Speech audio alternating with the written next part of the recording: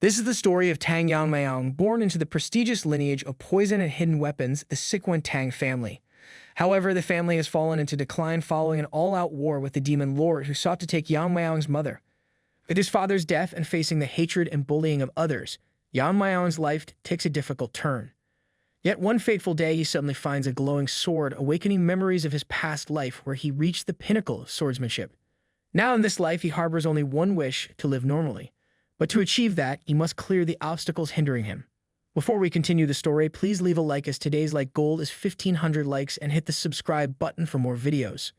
The tale begins as a voice echo in the darkness, announcing, "Behold the end of the sword." On the edge of the cliff, a man sits in a lotus position, hands resting on his knees, eyes closed.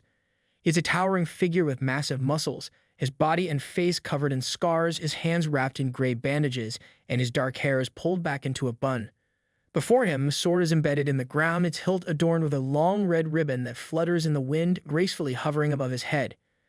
He reflects that before his master passed away, this was the testament he left him along with the sword. After training with the sword for over a century, he has reached the end of his journey with it. The man coughs and drops a blood spurt from his mouth, landing on his wrinkled chin. He sighs heavily, feeling that everything seems futile in the face of approaching death. Opening his eyes, he stares sternly at his bandaged palm, regretting a life spent obsessed with the sword. If only he had spent as much time perfecting his pancake-flipping skills as he did with this sword. At least then, he'd have something tasty to show for it. Meanwhile, a young boy with his red hair tied up like a samurai's top knot gone wrong is being mercilessly beaten by some bullies. Lying on the ground, he wishes he could live a normal life. One of his attackers, a boy with white hair and blue eyes, pauses in surprise and asks what he means, then gleefully resumes kicking him, mocking the very idea of normalcy. He's getting more beatings than a dusty rug in a cleaning frenzy. The poor red-haired boy grits his teeth in pain, groaning as the blows land. His tormentor continues to kick him with sadistic delight, declaring that the son of the woman who destroyed their clan should consider himself lucky not to have been cast out, while the poor boy desperately covers his head with his hands, trying in vain to shield himself from the relentless assault. Not long ago, the well-known Tang family of Sichuan, renowned for their mastery of poisons and hidden weaponry arts, fell. The winding road reflected a gruesome tableau, covered with dead bodies like discarded candy wrappers. In the distance, houses were on fire, sending black smoke into the sky. Among the chaos, a towering structure became a beacon of destruction, with sparks flying everywhere. In front of the house lay the bodies of men felled by swords and arrows alike, victims of the emerging power within the Murim, which had laid waste to approximately 9 of its fellow sects. Yeon-myeong, the demon lord of heavenly radiance, stood amidst the chaos, a walking contradiction of awe and terror, with hair as fiery as a dragon's temper and a kimono that seemed more action than a popcorn machine at a movie marathon. With eyes blue enough to make the ocean jealous, he's not one to beat around the bush.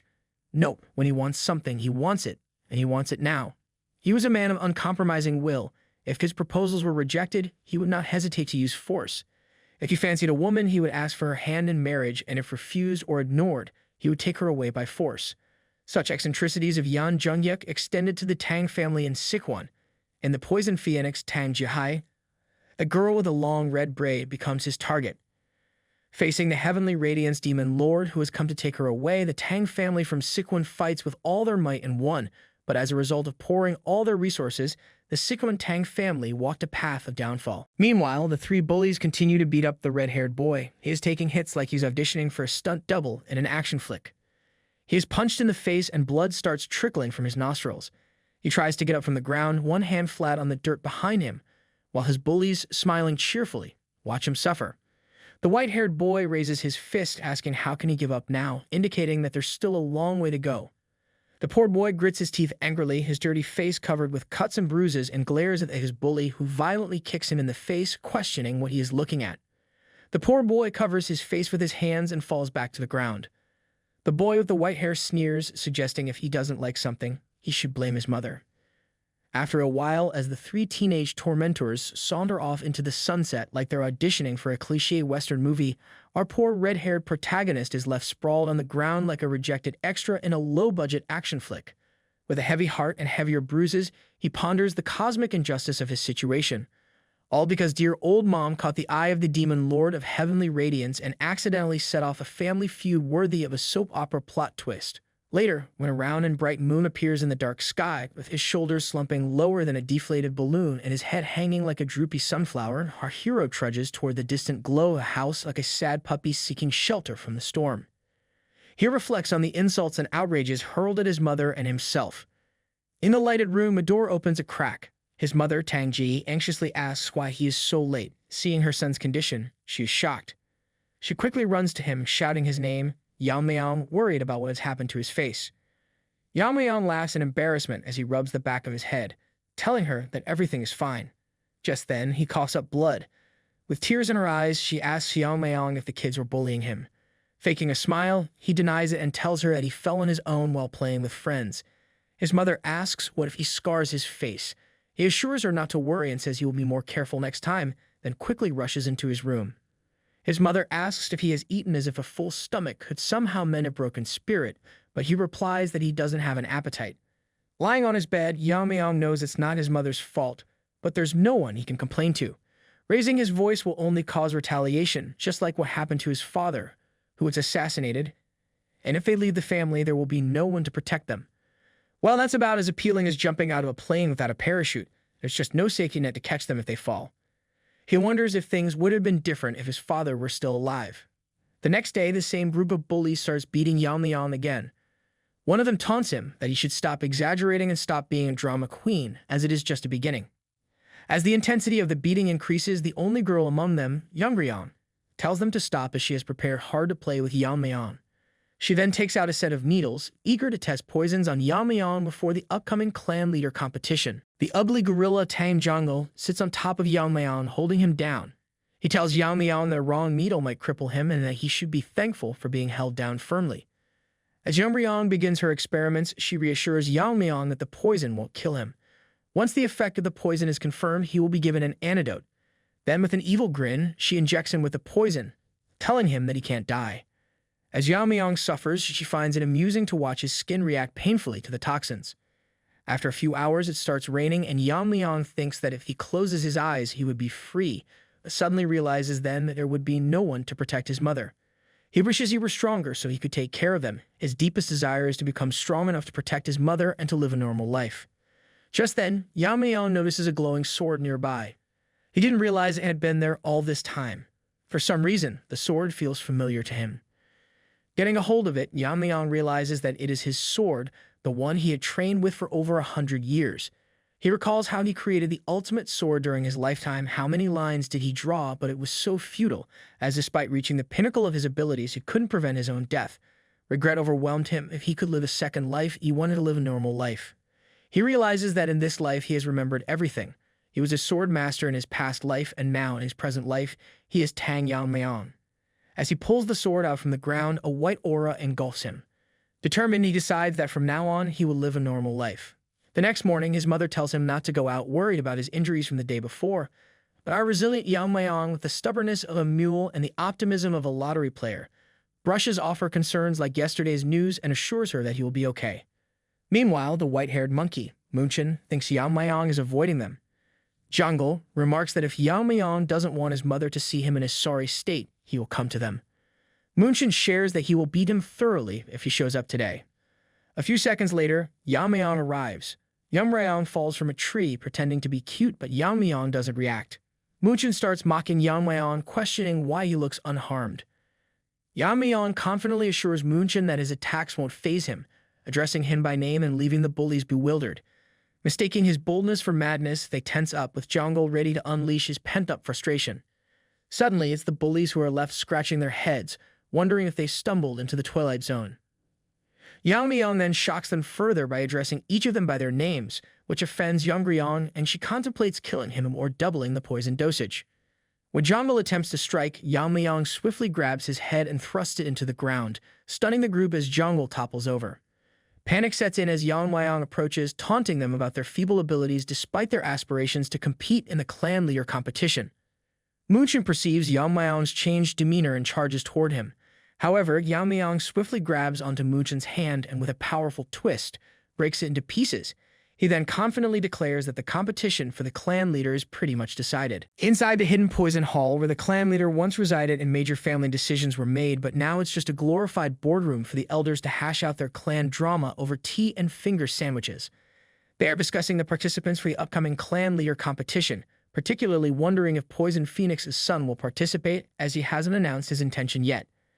The elder chief considers excluding him from the competition due to his ongoing bullying without showing any retaliation. One of the elders expresses concern, stating that it is not Tang Yeon-myeong, the son of previous clan leader. The other elders disagree. Despite being the son of the previous clan leader, they cannot allow an unskilled participant to lower the competition's level. Even though he is the patriarch's son, at present he is nothing but a burden to the family. At that moment, Yeon-myeong barges into the room like he's auditioning for a WWE SmackDown, dragging poor Yeon-myeong along for the ride by her hair. The Grand Elder warns him, questioning if he understands the implications of his actions. Giga Chad informs them that he is aware, silencing the courtroom. He then reveals the disfigured face of Yeon-myeong, shocking the elder. Yeon-myeong, cool as a cucumber in a snowstorm, lays down the law. He's done playing nice, and he's not about to take any more punches without throwing a few of his own. The elder questions how he can harm someone who is going to participate in the clan leader's competition. Yeon-myeong got an answer hotter than a chili pepper in July. He tells them he's well aware of the clan's rulebook, and it just so happens that fights between participants are fair game.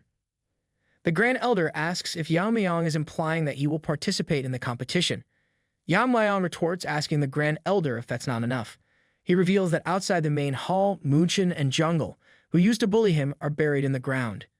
He emphasizes that he has merely followed the clan's rules, repaying kindness twofold and revenge tenfold. Yeon-myeong asserts that he has proven his qualifications, and they cannot stop him. Despite some objections about how he exploited the competition to exempt himself from serious crimes, the Grand Elder allows him to participate, given his confidence. However, he warns Yeon-myeong that he had better win the competition, or else he will bear the consequences. With that, the meeting regarding Yeon-myeong's participation in the future clan leader competition concludes. Later, his mother scolds him, questioning his decision to enter. Yeon-myeong defends his choice, insisting it's not a mere whim but necessary. Despite his youth, she senses the potential for greatness within him.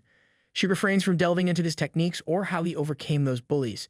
Instead, she simply asks if he's confident about the competition, urging him to answer honestly. Yeon-myeong replies in a cute manner, questioning who she thinks he is. He is the son of the Poison Phoenix, which brings tears to her eyes as she expresses her pride in him. His mother hugs him, and Yeon-myeong reflects that a mother's embrace is so warm. He is determined to continue protecting his mother and his normal life. He vows to eliminate anyone who disrupts his peace. A month has passed, and the day arrives for Yeon-myeong to leave home to participate in the competition. Yeon-myeong's uncle Jaekway expresses concern to Tang Ji-hae, questioning whether they should intervene, noting that the competition is not child's play and that she understands this better than anyone else. Tang Ji-hae, emphasizing the preciousness of every moment, insists on letting Yeon-myeong be, noting his remarkable demeanor, composure, and courage for his age. Jaekway agrees but remains concerned about Yeon-myeong's current attitude. Tang Ji-hae expresses gratitude to Jaekway for the support from him and the Dark King family. Jaekway acknowledges that the situation Yeon-myeong has created demands his involvement and admits to having high expectations for him. However, he ponders whether it is wise for Yeon-myeong not to train separately. Meanwhile, as Yeon-myeong continues his training alone, he concludes that his methods have sufficed so far, emphasizing the importance of balance. He eats the healthy meals prepared by his mother, gets plenty of sleep, and uses internal breathing methods to correct his twisted blood vessels. Yeon-myeong realizes that simply honing his strength and skill is not necessary at this moment. Instead, it is essential to fortify the vessel that contains the power of his body. At the tender age of 12, his full-body meridians and pathways aren't heavily blocked with impurities. As his level increases, a natural transformation will occur, but maintaining a strong foundation is crucial for balance. Yeon-myeong deepens his contemplation, understanding the need to focus on proper nutrition and rest for physical growth. Later, Yeon-myeong bids farewell to his mother, telling her to take care. Jaekway also says his goodbyes and expresses that it was nice meeting her. They then depart for the competition. His mother, realizing his determination is unwavering, recalls his father and murmurs to her late husband that their son has grown well, wishing he could have seen him. At the Dark King Hall, where the participants of the competition gather, Yeon-myeong arrives early and sits quietly in a corner, eating a rice cake.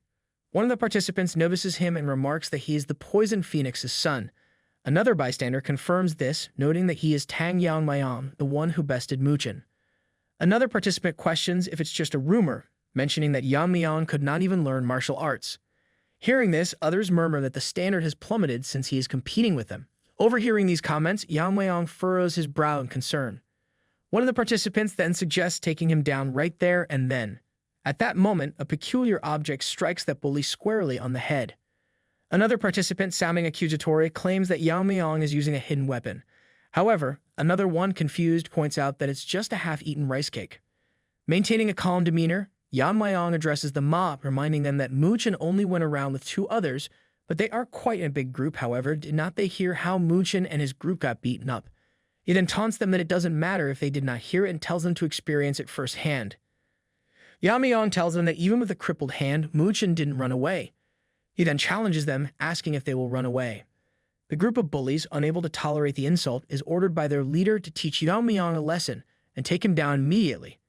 Not long after, one of the bullies goes flying through the gate, landing where the Jukwi stands with a confused expression. Jukwi, realizing something happened while he was away, questions whether the person lying there is one of the participants and expresses his concern. Arriving at the scene, Jukwi is shocked by what he sees and spontaneously shouts, demanding to know the cause of the commotion. Yeon-myeong, sitting calmly, remarks that he was getting bored. In the courtroom, everyone begins to express to the Grand Elder that they can't ignore this situation. One of the elders emphasizes the gravity of the matter, questioning how so many injuries could occur just before the competition. Reflecting on the situation, the Grand Elder realizes that if such a person becomes the young clan leader, worse things are likely to happen. He suggests amending the rules of the competition.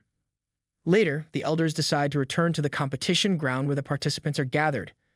Meanwhile, in the training area, a girl asks how the competition works.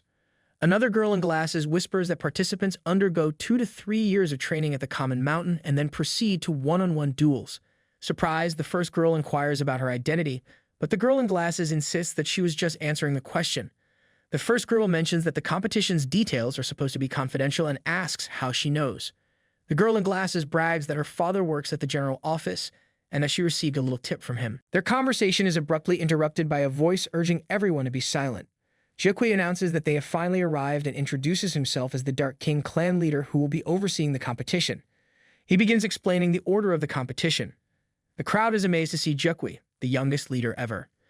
Jukwi explains that the competition lasts for 4 years. The first year is dedicated to finding a suitable practice method for each individual, which could involve sword skills or poison-making skills. For the next 2 years, comprehensive training is conducted under the guidance of assigned warriors. After all the training is complete, the main competition begins, which is a one-on-one duel conducted as a goo poison match.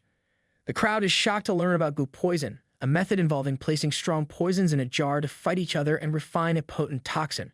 It also refers to a personal combat competition where participants fight until only one person remains. The Grand Elder explains that they were originally supposed to select the young clan leader through one-on-one duels. However, due to the unfortunate incidents that just occurred, there have been numerous dropouts. Continuing with the original rules could result in similar incidents, so they decided to change the competition format to allow everyone to exert their full power. Everyone becomes furious, thinking this change is all because of Yeon-myeong. The Grand Elder further emphasizes that the young clan leader position is vital for the future of the Tang family.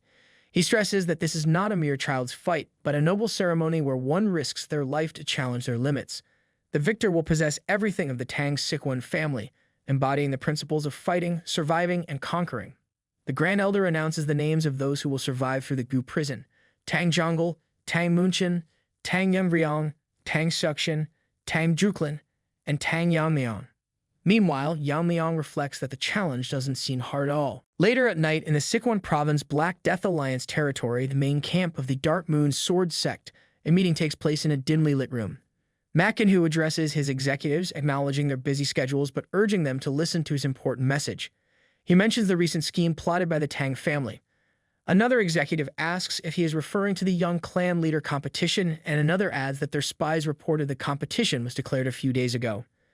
Makin-hu explains that right after the announcement, the children of the Tang family who have the potential to become the young clan leader left in carriages. He notes that the current state of the Tang family is precarious, with their leader, Yu Giljin, holding the power to eliminate them anytime he wishes. Makin-hu continues, stating that for now, Yu Giljin is leaving the Tang family alone because they still have some use. He emphasizes that it is as clear as day that those children are the future of the Tang family, and if anything goes wrong, it would deal an irreversible blow to the Tang family. The words of the elder of the Dark Moon Sword sect are indeed true, prompting smiles from some executives. However, another executive cautions that despite their decline, the Tang family remains an entity to be wary of. He asks Macon when they should act. Macon responds that for now, they will do nothing. Tracking the carriages and eliminating the potential future leaders of the Tang family would be easy, but it wouldn't truly deliver a significant blow. Since the young clan leader competition runs for a total of 4 years, Macon imagines the potential consequences if, after all that effort and nurturing, all the carefully groomed children of the Tang family were to die at the climax of the competition. He concludes that for now they should track where the carriage is heading and make their move after the 4 long years have passed. One of the executives informs them that the tracking has already been arranged, and not only that, they have also planted a seed to ensure that the Tang family will fall entirely into their hands. Meanwhile, at the Common Mountain, the venue for the Sichuan Tang Family Young Clan Leader competition, the instructor addresses the participants. He informs them that although the competition rules have changed, the schedule and procedures remain the same.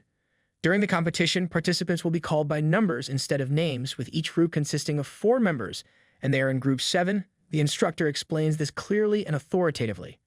However, the instructor proceeds to call their numbers, revealing that Tang Yuri is number 25, Tang Yeon-myeong is number 26, and Tang Yeon-myeong is number 27. He then realizes that number 28, Tang Yeon-myeong, is missing from the group. With a touch of panic in his tone, he scans the surroundings and realizes that number 28 is lagging behind the rest of the group. In a sharp tone, the instructor calls out to number 28 and asks why he is lagging. However, Tang Yeon-myeong apologizes and explains that he was lost in thought for a moment. The instructor responds with agitation, reminding him that there's no time for idle thoughts and instructs him not to fall behind. Yeon-myeong's frustration is evident, and he questions whether the person leading them can sense it. Yeon-myeong can feel a presence from behind, sensing that they are being followed.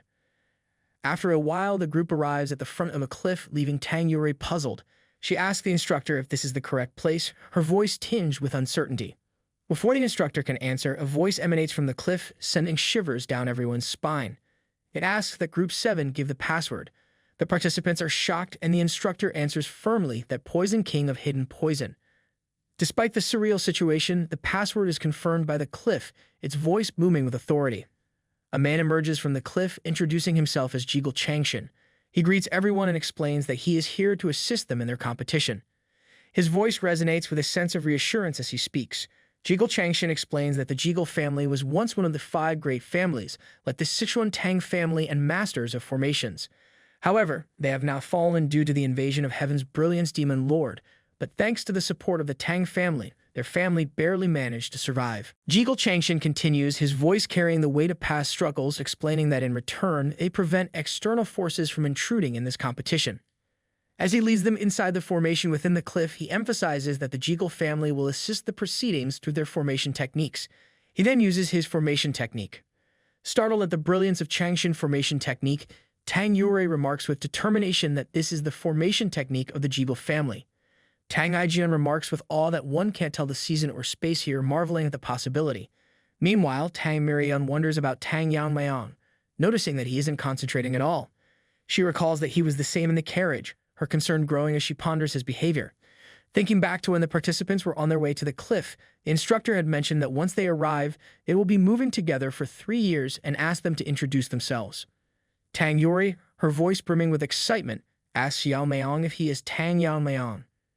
She then introduces herself, looking eager and animated, saying that she is Tang Yuri and has heard a lot about him.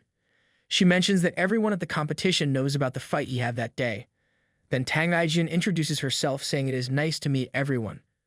With a polite and friendly voice, she tells Yeon-myeong that he is quite famous and adds a hint of admiration to her tone. She inquires if he is the one who left Tang Yeon-myeong in that state. Yuri chimes in, noting that Yeon-myeong surely has some nerve, and mentions that Tang Yeon-myeong's great-grandfather is one of the 3 elders. She remarks that while Yeon-myeong might be safe during the 4 years of the competition, he might face trouble once it is completed. Yeon-myeong gets mad and tells Yuri that it is not his responsibility now that it has turned into a goo poison match. The nerdy Yuri, taken aback, says it is surprising that the rules have changed and insists she is not looking to blame anyone. Tang Yeon interjects, telling Yuri that she really wants to argue about it, though. As they arrive at their destination, they all start walking.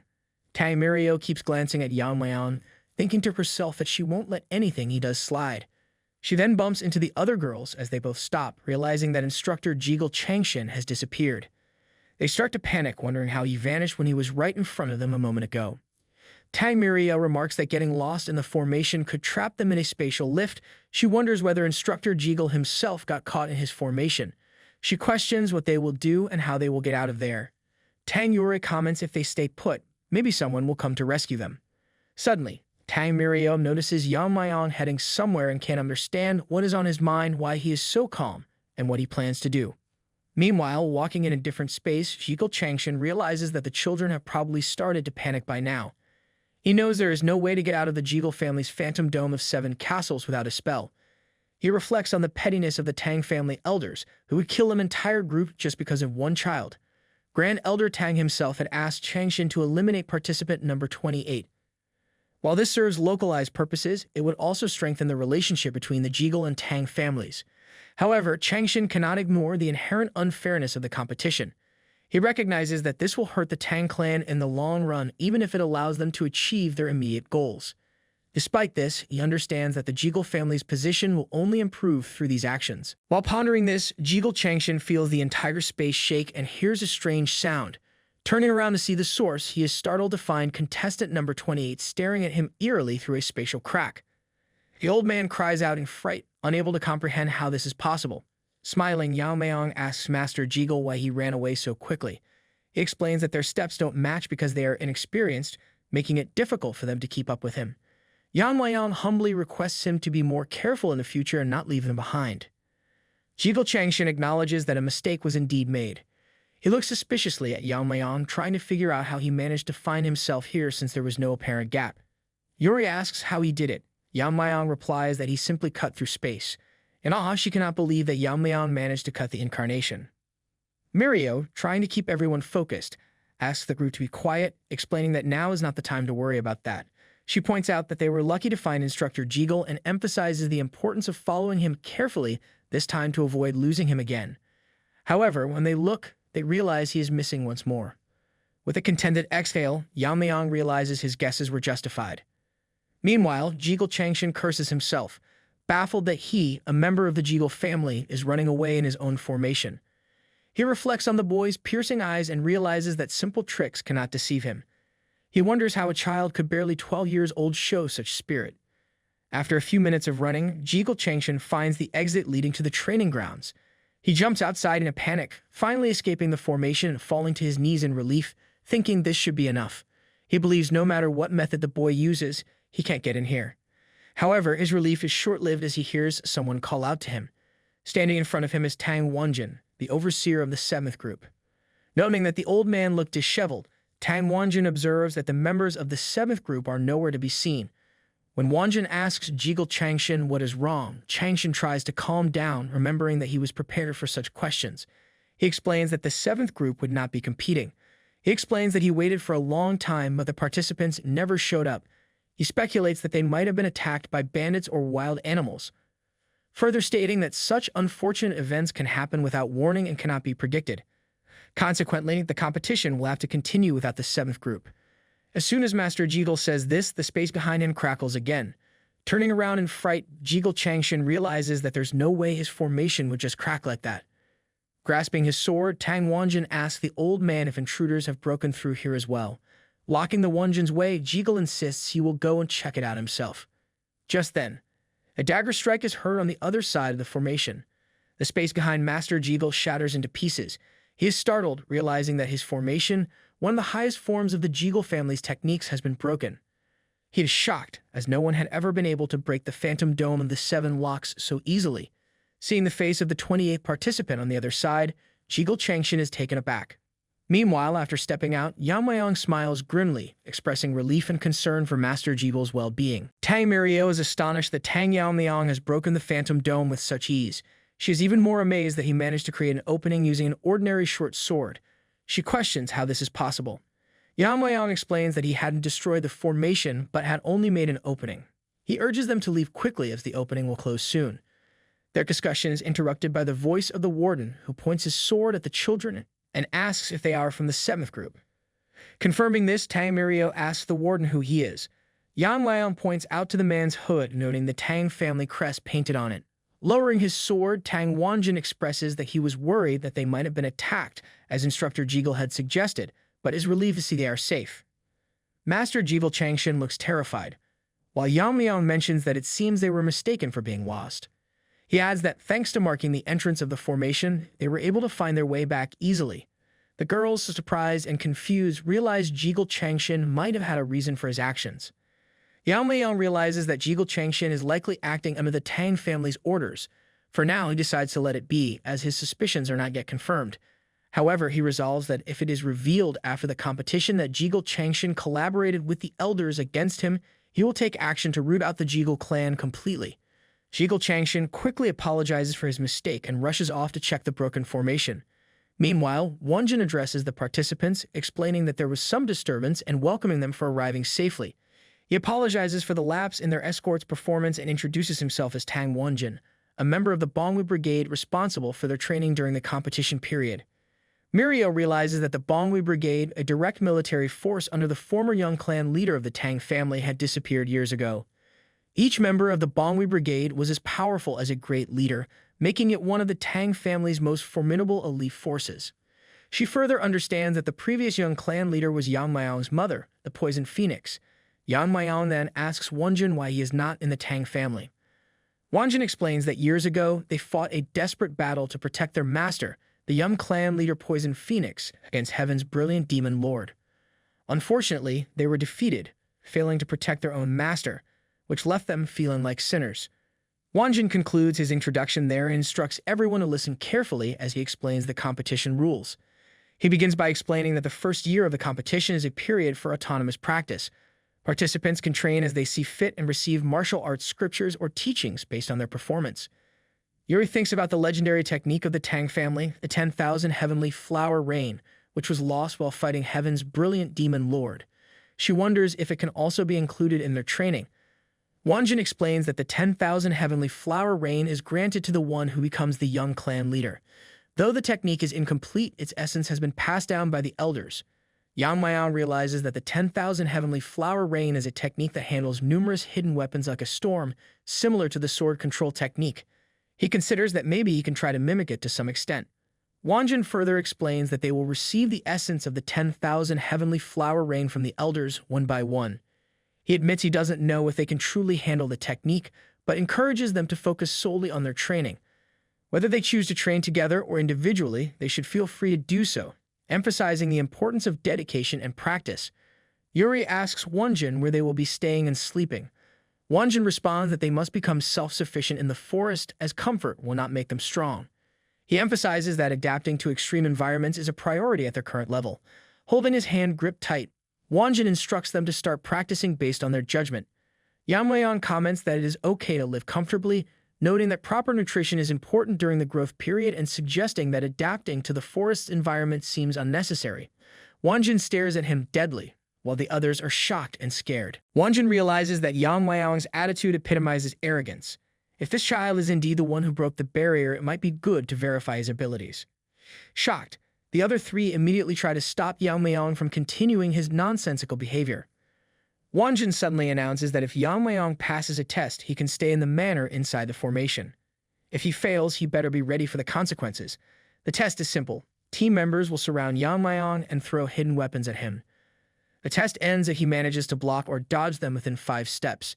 They will start as soon as he covers his eyes.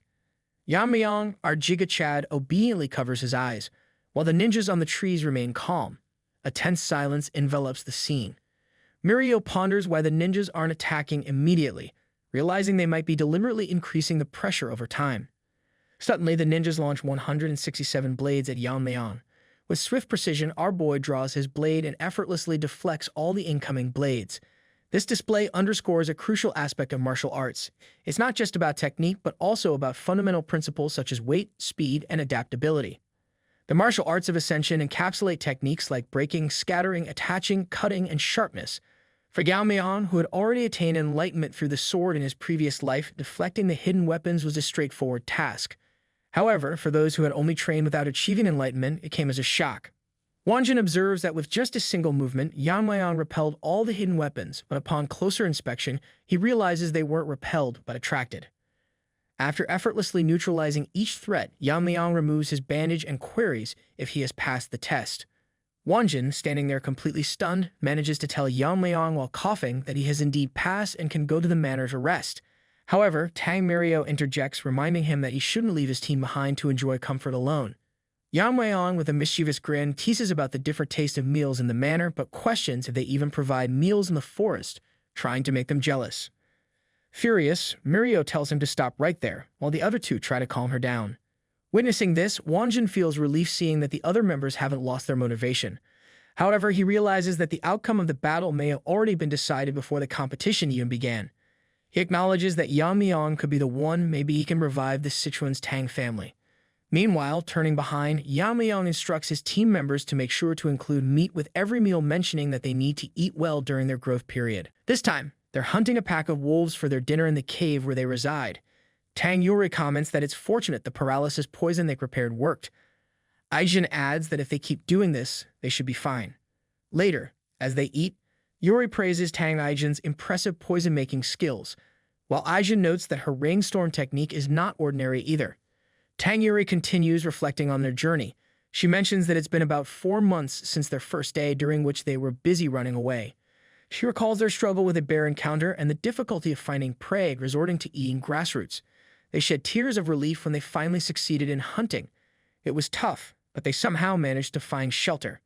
As they continue eating, Aijin expresses resentment towards Yeon-myeong, speculating that he must be living comfortably by now. Hearing his name, Mirio becomes annoyed and firmly expresses her disdain for him.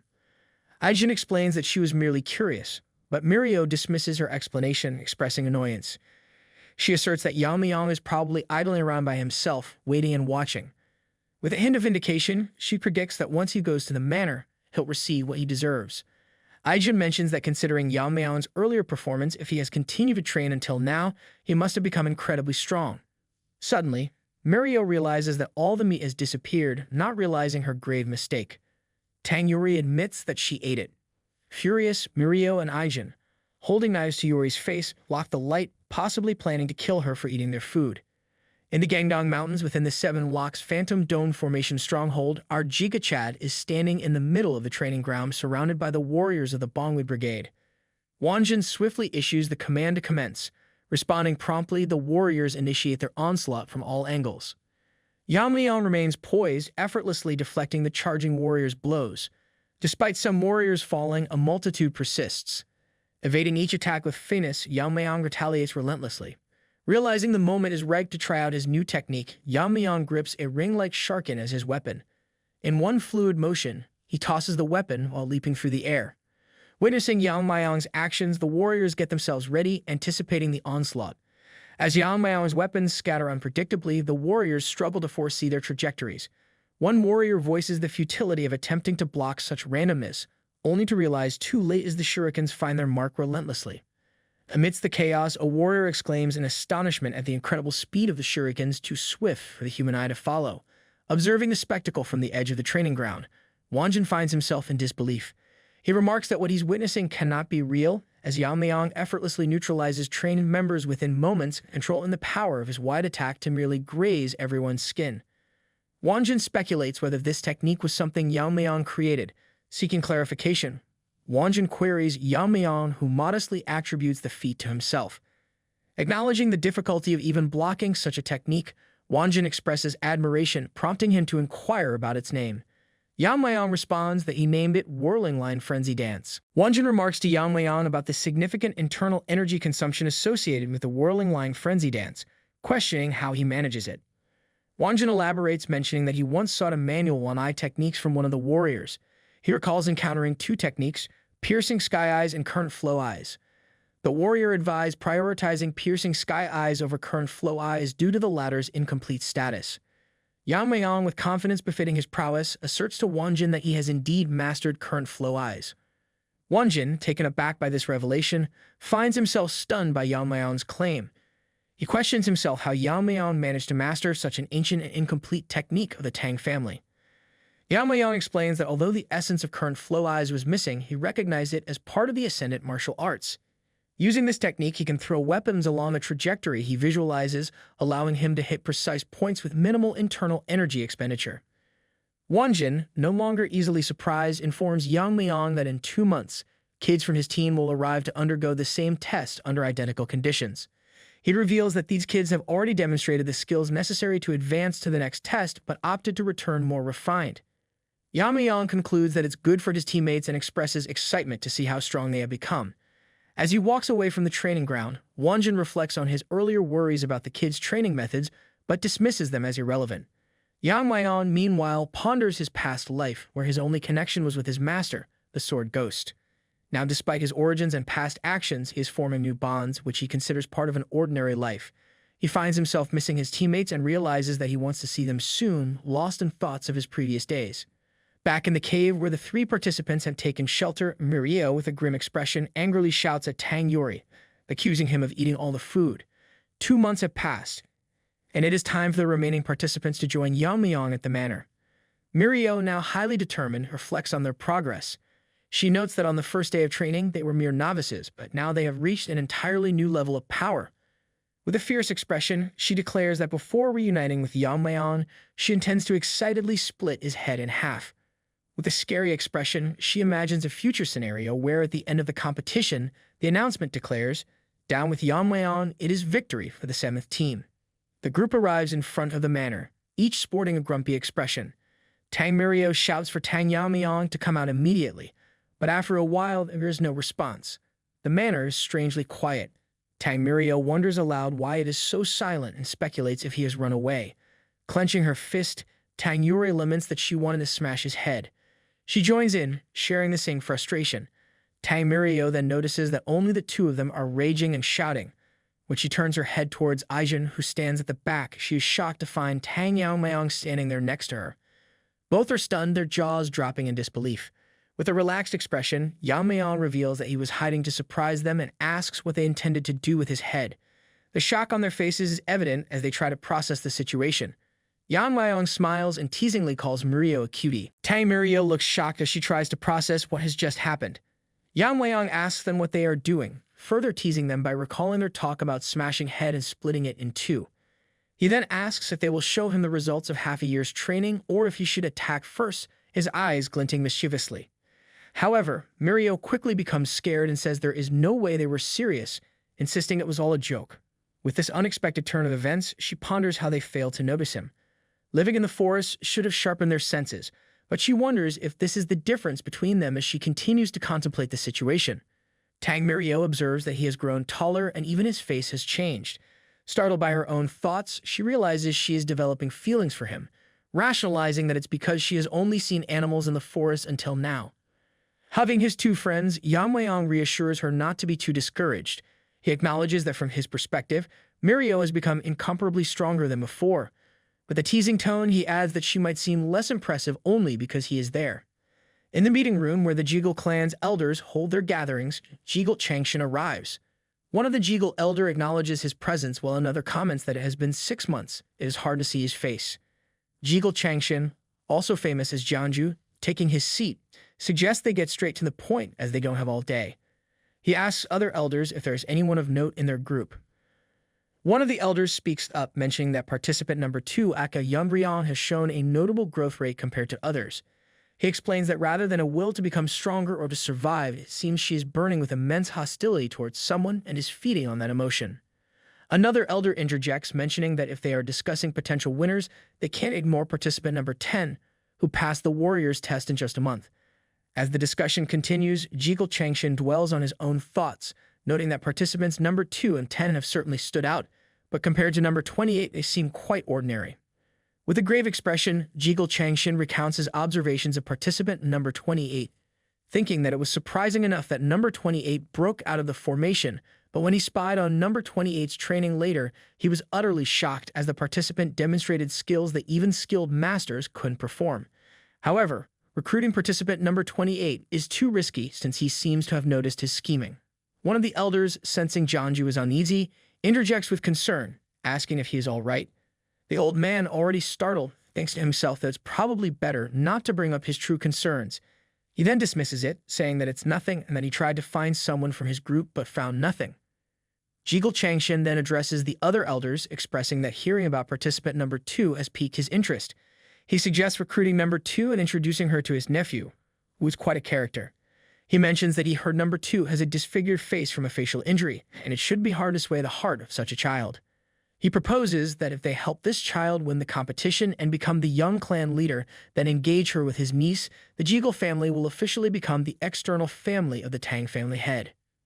Jiggle Changshin continues outlining his strategic maneuver, explaining that this will grant them the authority to intervene in Tang family affairs. By increasing their influence within the Tang family and securing interests, it will eventually merge the Tang family with their main house. He further enlightens the council that this is why they supported the Tang family's competition. Jiggle Changshin elaborates, revealing the depth of his calculated plan. Jiggle Changshin then wraps up the meeting, his tone final yet his mind already plotting the next move. As he exits the meeting room, his thoughts churn with calculated schemes. He deems number 28 too valuable to lose and considers tempting him with revenge if he survives the competition. By adopting him as a son and offering him the position of Jiggle leader, Jiggle Changshin envisions a significant strategic advantage. Meanwhile, back at the manor where the participants reside, Muriel reflects on their intensified training regimen. Despite the increased demands, she acknowledges that nothing compares to the comfort of a good night's sleep. Turning her attention to Tang Yori, she inquires if Aijun and Yeon-myeong went to the lab today. Yori informs Muriel that Aijun stormed into the lab, grinding his teeth and vowing to kill. Muriel's eyes sparkle with excitement upon hearing this, acknowledging that Aijun is the best in poison-making after all. Inside the lab, Aijun displays the poison he meticulously prepared to Yeon-myeong, emphasizing its potency and significance. As Yeon-myeong moves the bowl of poison closer to his mouth, Aijun demands an explanation, questioning what Yeon-myeong is intending to do. With Aijun's attention fixed on the poison, Yeon-myeong surprises her by swiftly ingesting the poison she prepared. Caught off guard, Aijun panics, shouting at Yeon-myeong for ingesting the poison and labeling him as a maniac. She urgently requests him to spit it out and starts shaking Yeon-myeong.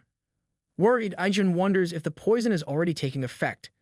Yeon-myeong spits the poison all over Aijun and asks her why does she keep shaking the person's body like that. He then questions the potency of the poison, expressing surprise that it's weaker than expected. Furious, Aijun asks Yeon-myeong what he is talking about. That is a poison that could melt even his insides, but then questions why he is still okay. In a moment of playful banter, Yeon-myeong suggests that perhaps there's only one explanation. The poison is subpar. Offended, Aijun shouts, saying, "Why isn't he dying?" Outside the lab, Muriel realizes that their plan isn't working for some reason. Inside, Aijun urgently pleads with Yeon-myeong not to drink the poison like it's a booze, her agitation evident in her voice. Despite her protests, Yeon-myeong persists in consuming more of the poison, unaffected by its effects. Frustrated, Aijun voices her concern about running out of poison, questioning why it isn't working. She wonders aloud if Yeon-myeong is immune to all poisons. Meanwhile, Yeon-myeong inwardly contemplates that his resistance isn't just immunity to all poisons, but rather a result of the Tang family's core technique, the poison refining madness. Yeon-myeong muses aloud about the paradox of those who work with poisons potentially becoming poisoned themselves. As someone titled the Master of Poisons, he questions whether he should be able to control even the poisons that enter his body. As expected, he notes that the poisons entering his body are transformed into internal energy and accumulate within him. Within a certain threshold, poisons become indistinguishable from elixirs for him. However, he reflects that this state can only be achieved through profound realization, not merely by viewing poison as a weapon. Yeon-myeong further explains that weak poisons hardly increase his internal energy anymore. He now requires stronger poisons. He concludes by noting that there are many things to take care of before leading an ordinary life. Yeon-myeong reflects that he could take on the elders anytime he wants. However, he acknowledges the potential threat posed by the Black Death Alliance or the heavenly brilliant Demon Lord, which could jeopardize the outcome. While he holds no personal grudge against the Black Death Alliance, he recognizes the significance of their influence, particularly since they've divided Sichuan City. He contemplates the leader of the Death Alliance, known as a genius of the era, who has already destroyed 3 of the 9 factions. Yeon-myeong admits that if he were his former self, he could easily confront such a figure, but acknowledges he is not there yet. His words are laden with implications of the challenges ahead. To achieve the normal life he dreams of, he realizes he must become as strong as he was in his previous life. He considers the possibility of Aijun creating a poison several times stronger than their current capabilities. Just then, Aijin comments that if only he could create the Tang family's 10 poisons. Surprised, Yang-myeong inquires what is that. In response, Aijin questions Yang-myeong's claim to be the blood of the previous clan patriarch, wondering how he could have no knowledge of the Tang family's 10 poisons. These poisons are the 10 strongest ones passed down from their ancestors, with each subsequent poison being stronger than the last. However, most of their formulas have been lost over time. The 10th poison is so potent that even masters of the transcendent level were affected. She adds that the remaining poisons are managed and divided among the elders. Hearing Aijin's explanation, Yang-myeong's expression turns contemplative. The idea that even masters of the transcendent level can't handle the 10th poison makes it sound especially appealing to him. He asks Aijin if he can create the 10th poison for him. However, Aijin, clearly exasperated, reminds him that the formula for the 10th poison has been lost to time. Yang-myeong responds with a tone of disappointment, remarking that it's a pity since the current poisons no longer have any effect on him, leaving him without even a sensation. Meanwhile, number 2 Aka Yeon-myeong, while getting choked by someone, explains that the 10th poison is not something to be taken lightly. Its use is normally forbidden due to its extreme danger. She tells her opponent that even he wouldn't survive drinking it. Enraged and coughing, her opponent demands to know what she has done to him as his mouth begins to burn. Yeon-myeong confronts him, asking if he wants to repeat his words about her face. Despite his agony, he struggles to speak, and before he can act further, his body crumbles, consumed by the intense power of the poison. In an instant, he is incinerated. As Yeon-myeong surveys the remnants of her fallen opponent, she reflects on the potency of the poison bestowed upon her by her grandfather. She realizes that this is the Tang family's 10th poison, and she declares this realization with a mixture of awe and determination. Standing amidst the aftermath of battle, her eyes gleam with a newfound sense of purpose. The revelation of the true power of the Tang family's techniques ignites a fire within her, driving her to push herself further and unlock even greater depths of strength and skill. Fueled by a burning rage, she vows to never forget the pain she experienced that day. She resolves to harness that rage and pain, using it as fuel to torment Yeon-myeong plenty in the poison match. Yeon-myeong and others gather outside the manor as Wonjin addresses them, noting that it has been a year since they begin training for the competition. He acknowledges their progress in refining their martial arts and addressing their weaknesses, but declares that the real challenge is about to begin. He announces that they would now decide on a team leader. Tang Yuri and Mirio look stunned at the announcement, but Wonjin clarifies that for now, they will appoint a temporary leader. However, by the 3rd year of the competition, they have to officially elect a team leader, as the leader of each team will represent them in the upcoming Gu Poison match that is going to be a battle of life or death. Wonjin explains that it is crucial for the most outstanding participant to become the team leader. Tang Yuri questions if not all participants will go to the Gu Poison match. Mirio comments that the selection will likely be based on achievements, implying that participant 28, Tang Yeon-myeong, deserves to be chosen. Tang Aijin acknowledges this, suggesting that Yeon-myeong is not just a team leader, but also a leading contender. Wonjin, with a stern expression, reminds them that Yeon-myeong is only a temporary team leader for now. He asks if anyone objects to Yeon-myeong becoming the team leader.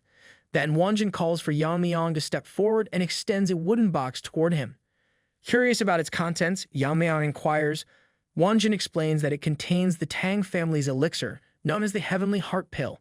He elaborates on its significance, describing it as an elixir made from brewing the root of a 1-year-old ginseng, which significantly increases internal energy depending on the user's level. Seeing such a precious elixir handed to Yeon-myeong, the 3 other participants express their surprise and concern in unison.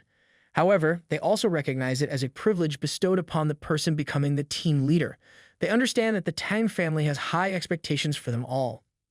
As Wonjin gives the explanation, he ponders inwardly, especially about Yeon-myeong, whom he has high expectations for. He considers that by taking the Heavenly Heart Pill, Yeon-myeong will experience something different. After the explanation ends, Yeon-myeong responds by asking if there is anything else. He expresses that he doesn't need an elixir and requires something else instead. Yeon-myeong's response annoys everyone. They express frustration, questioning the value of the elixir and suggesting that Yeon-myeong should give it to someone else if he won't use it. Even Wonjin is annoyed by Yeon-myeong's refusal of the elixir, but he tries to maintain his composure. Wonjin asks Yeon-myeong to clarify his request, and Yeon-myeong surprises everyone by asking for a potent poison, the strongest poison among all, specifically the Tang family's 10 poisons.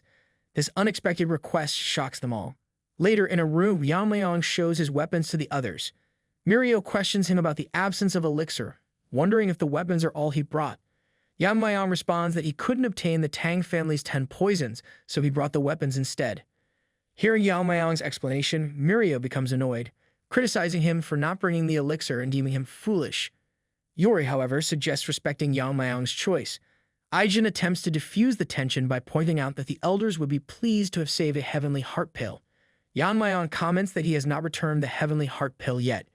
It is revealed that a few hours earlier, while handing out the wooden box, Wonjin asks Yeon-myeong if the weapons are sufficient instead of the heavenly heart pill. Yeon-myeong regrets not obtaining a potent poison but believes the weapons will suffice. Wonjin reflects that Yeon-myeong is the only one who would request poison instead of an elixir. He then asks Yeon-myeong if he needs anything else, but Yeon-myeong assures him that the weapons are sufficient for him. Yeon-myeong poses a question to Wonjin regarding the heavenly heart pill's fate. Wonjin responds by suggesting that it should be returned to the Medicine King Hall. He then asks Yeon-myeong if he has changed his mind. Yeon-myeong responds with an intriguing idea. He suggests that if the team members unite to defeat the temporary team leader, they should re-elect a new team leader and reward them with a heavenly heart pill. Wonjin acknowledges the idea's merit, stating that it should serve as ample motivation for the team. He reflects that since it's an investment in the future of the Tang family, there's no need to hesitate. In the present, Yeon-myeong encourages his teammates to challenge him at any time before the start of the Gu Poison match, urging them to give their best effort to defeat him. After his explanation, Mirio enthusiastically suggests bringing out the shurikens. Observing his team's response, Yeon-myeong ponders the situation and realizes that they shouldn't expect him to comply with their requests. Even if he becomes the young clan leader, he resolves to ensure that everyone receives a heavenly heart pill. Not long after, a voice from outside the room calls out Yeon-myeong's name, signaling his challenger's arrival. Yeon-myeong emerges, appearing ready to establish the pecking order. An impatient expression crosses his face as he responds to the challenger's excitement with urgency. Months pass, and in the training ground, the participants spar and test their skills. Aijin groans as she lies down, feeling defeated once again. Yeon-myeong mocks her, noting the countless times she has lost. Mirio observes his confidence, wondering if he ever tires of winning. Yuri adds her resignation, admitting that she gave up on defeating Yeon-myeong long ago. Regardless of the competition, Yuri confesses to finding amusement in watching Yeon-myeong's face, acknowledging the fun element in his victories. Just then, Yeon-myeong asks Aijin if she will accept defeat, extending his hand toward her with confidence. He asserts his ambition, stating that he's going to take the position of the young clan leader. Aijin tells him that they haven't met other teams yet, but she can't even imagine him losing. Acknowledging Yeon-myeong's strength, she asks if he will ignore them once he becomes the young clan leader. Witnessing this from afar, Tang Wonjin remarks that everyone has grown tremendously over the past year. Thus, participant number 28 is formally appointed as the team leader. He adds that tomorrow, the actual Gu Poison match begins and instructs them to make their final preparations. 3 years have elapsed since they commenced their training for the competition. Tang Wonjin reflects on their journey, noting withdrawals and even deaths in other teams due to disqualifications. However, compared to them, he acknowledges the challenges they face with all members of their 7th team safe and having achieved growth comparable to their Bangui brigade. He encourages them to take pride in this accomplishment. Having cautioned them repeatedly about the Gu Poison match, he does so one final time. In this match, the use of extreme poisons, except for the 10 specified poisons, is allowed, a departure from the previously prohibited use of poison in sparring. He emphasizes the gravity of this upcoming challenge, underscoring that the Gu Poison match is where individuals employ their deadliest means. He instructs Yeon-myeong to maximize his capabilities. Wonjin then hands Yeon-myeong a pouch bag containing various poisons, stating that they are the poisons he requested. Aijin reminds Yeon-myeong that even a single drop of these substances can be lethal. She explains that the ocular poison is only effective if applied directly to the eyes, and she elaborates on the potency of the 9 sickness powder, cautioning him about its effects. With that, the poison instructions conclude. Aijin asks Yeon-myeong to promise that he will win, to which he confidently agrees. Yeon-myeong further asserts that by the end of the competition, the only ones who could have harmed him are his comrades. Then, with unwavering confidence, he heads toward the portal, bidding farewell to his companions. Meanwhile, in another area within the formation, Yeon-myeong stands sternly, her resolve evident as she reflects that finally the day of the Gu Poison match has arrived. She tells herself that she is ready for the challenge ahead, feeling fortunate to have the 10 poisons her grandfather prepared and her new ally. Continuing, she subtly hints at her strategic edge, recalling her conversation with Jigul Chongshin. He had proposed to assist her in the match, emphasizing the significance of the Gu Poison match arena being arranged with their family's formation. He'd assured her that manipulating the formulation and positioning her favorably would be easy for them. When she questioned his motives and what he wanted in return, Jigul Chongshin honestly admitted that their Jigul family sought revival, a desire to maintain their sovereignty. They wished to join forces with the Tang family without relinquishing all their power. Yeon-myeong inquires whether Jigul Chongshin wants to use her as a pawn to intervene in Tang family matters, expressing skepticism about his intentions. She asks him what he would do if she were to reject them all. Jigul Chongshin replies that this is precisely why he has come, to build trust. He urges her to share her desires with him. In the present, Yeon-myeong reaffirms her determination, declaring that she has waited and endured for 3 years just for this day. She resolves to kill Yeon-myeong and reclaim the life she lost, her determination unwavering. In another area within the formation ground, a figure holding a blood-stained sword expresses disappointment. He remarks that he had expected much from the Tang family's strongest military force, only to find them lacking. He reflects on the past 3 years, feeling that it was all just talk and wasted time. After eliminating all of the instructors and participants, he walks toward the gate leading to the area of the Gu Poison match. He expresses a wish for more interesting adversaries inside, anticipating more worthy opponents. Yet in another place, Yeon-myeong arrives at a hill, his anticipation evident. He remarks that it's a perfect day for someone to die, his determination clear. Stating the vast surroundings of the Gu Poison match area, Yeon-myeong remarks on its expansiveness, noting that it will take some time to encounter anyone. But just when he thinks he's all alone in this martial arts playground, his spidey senses start tingling because he catches sight of someone giving him the old stink eye from beyond the boundaries of the formation. The observer, a man with a plan and a whole lot of pent-up frustration to boot, notes that as expected from the 7th group, number 28 has appeared.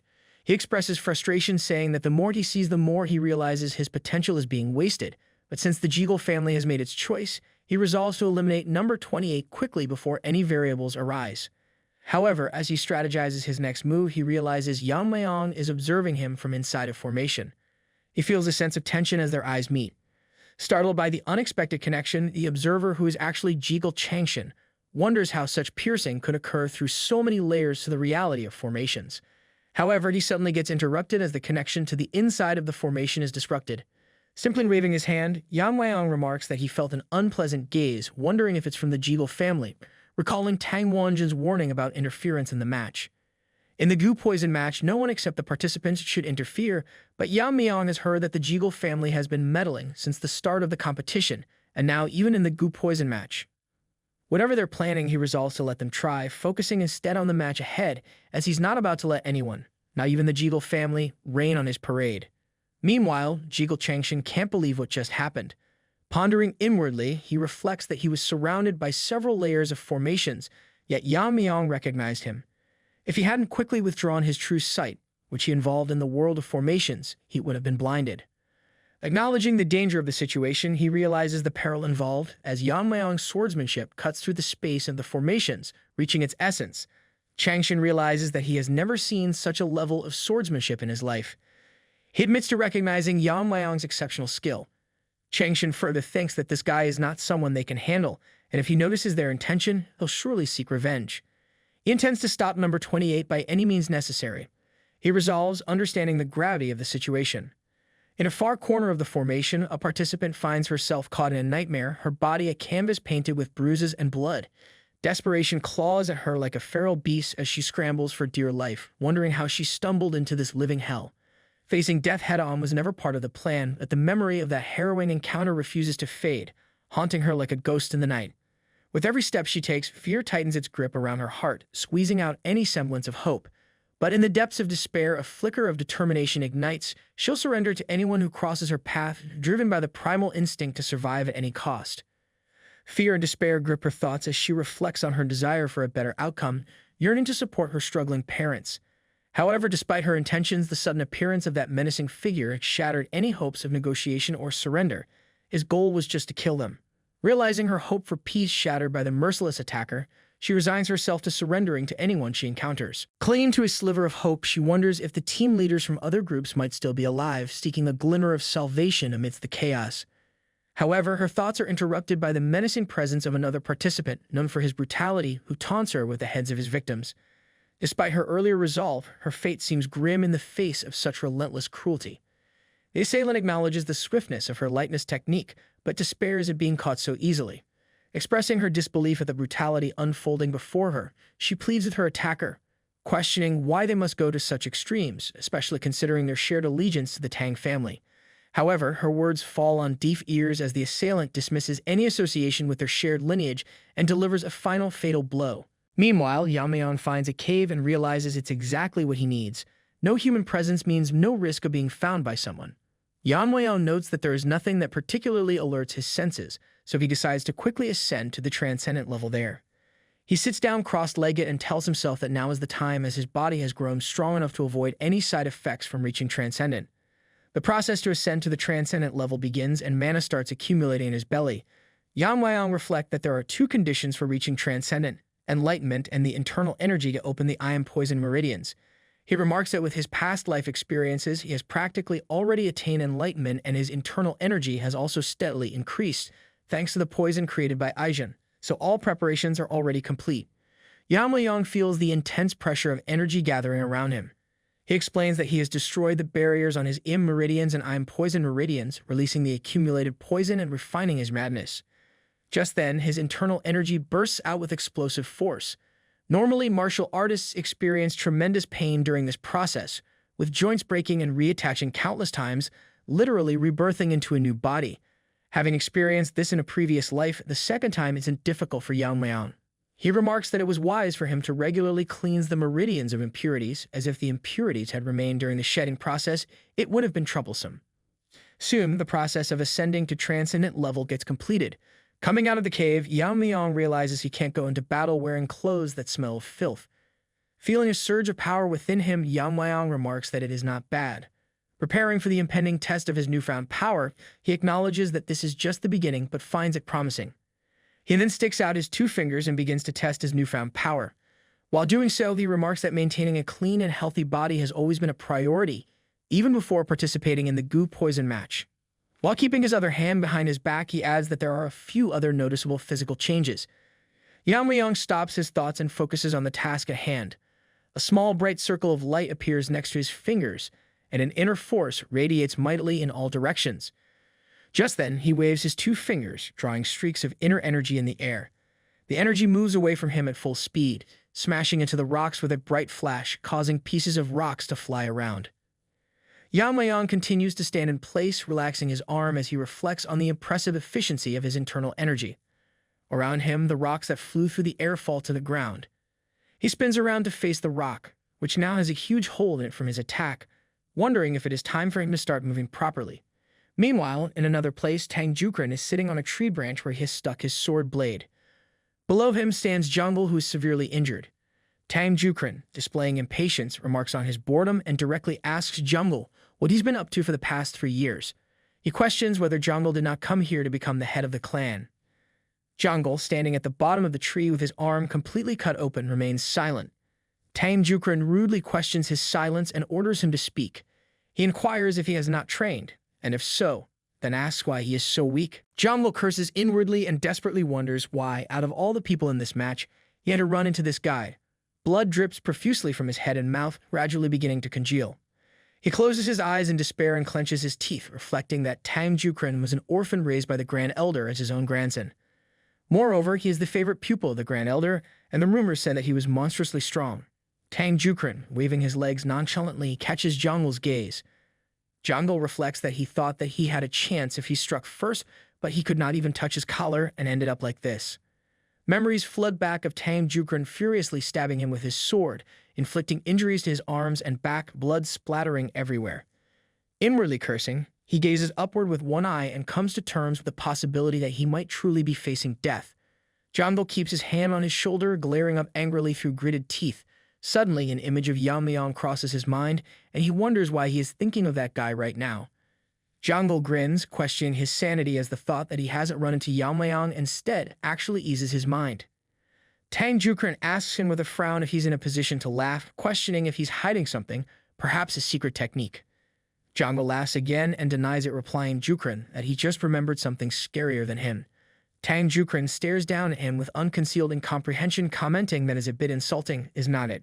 Tang Yeon-myeong says then he has to make himself even more scarier and inquires Jungkook if he wants him to share something. Jungkook frowns and remains silent.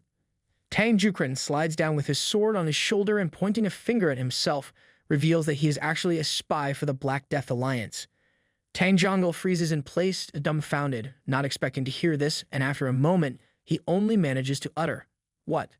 Tang Yeon-myeong grins and says that since Jeongil discovered his little secret, he can't be allowed to live, asking if he agrees with this. Jeongil's eyes widen in desperation and fear. Tang Yeon-myeong then addresses him, noting that since Jeongil is going to die soon anyway, he will tell him his real name. He then lifts his sword to swing and reveals that he's a member of the Great Darkness Silent Sword Sect, and his name is Maek In-guk. With his other hand, he holds onto Jeongil's shoulder to prevent him from running away, and just when he's about to strike, he gets frozen, his entire body immobilized. Jeongil looks ahead blankly. Tang Yeon-myeong, now angry, demands to know what's going on. Black liquid that looks like tears begins to flow from his eyes. He clenches his teeth tightly, realizing that his body isn't moving. Suddenly, he hears footsteps behind him. It is our Giga Chad, Tang Yeon-myeong, who walks up to them, explaining that he sensed someone's presence and decided to check it out. Tang Yeon-myeong's eyes and mouth drip profusely, his gaze glazed over.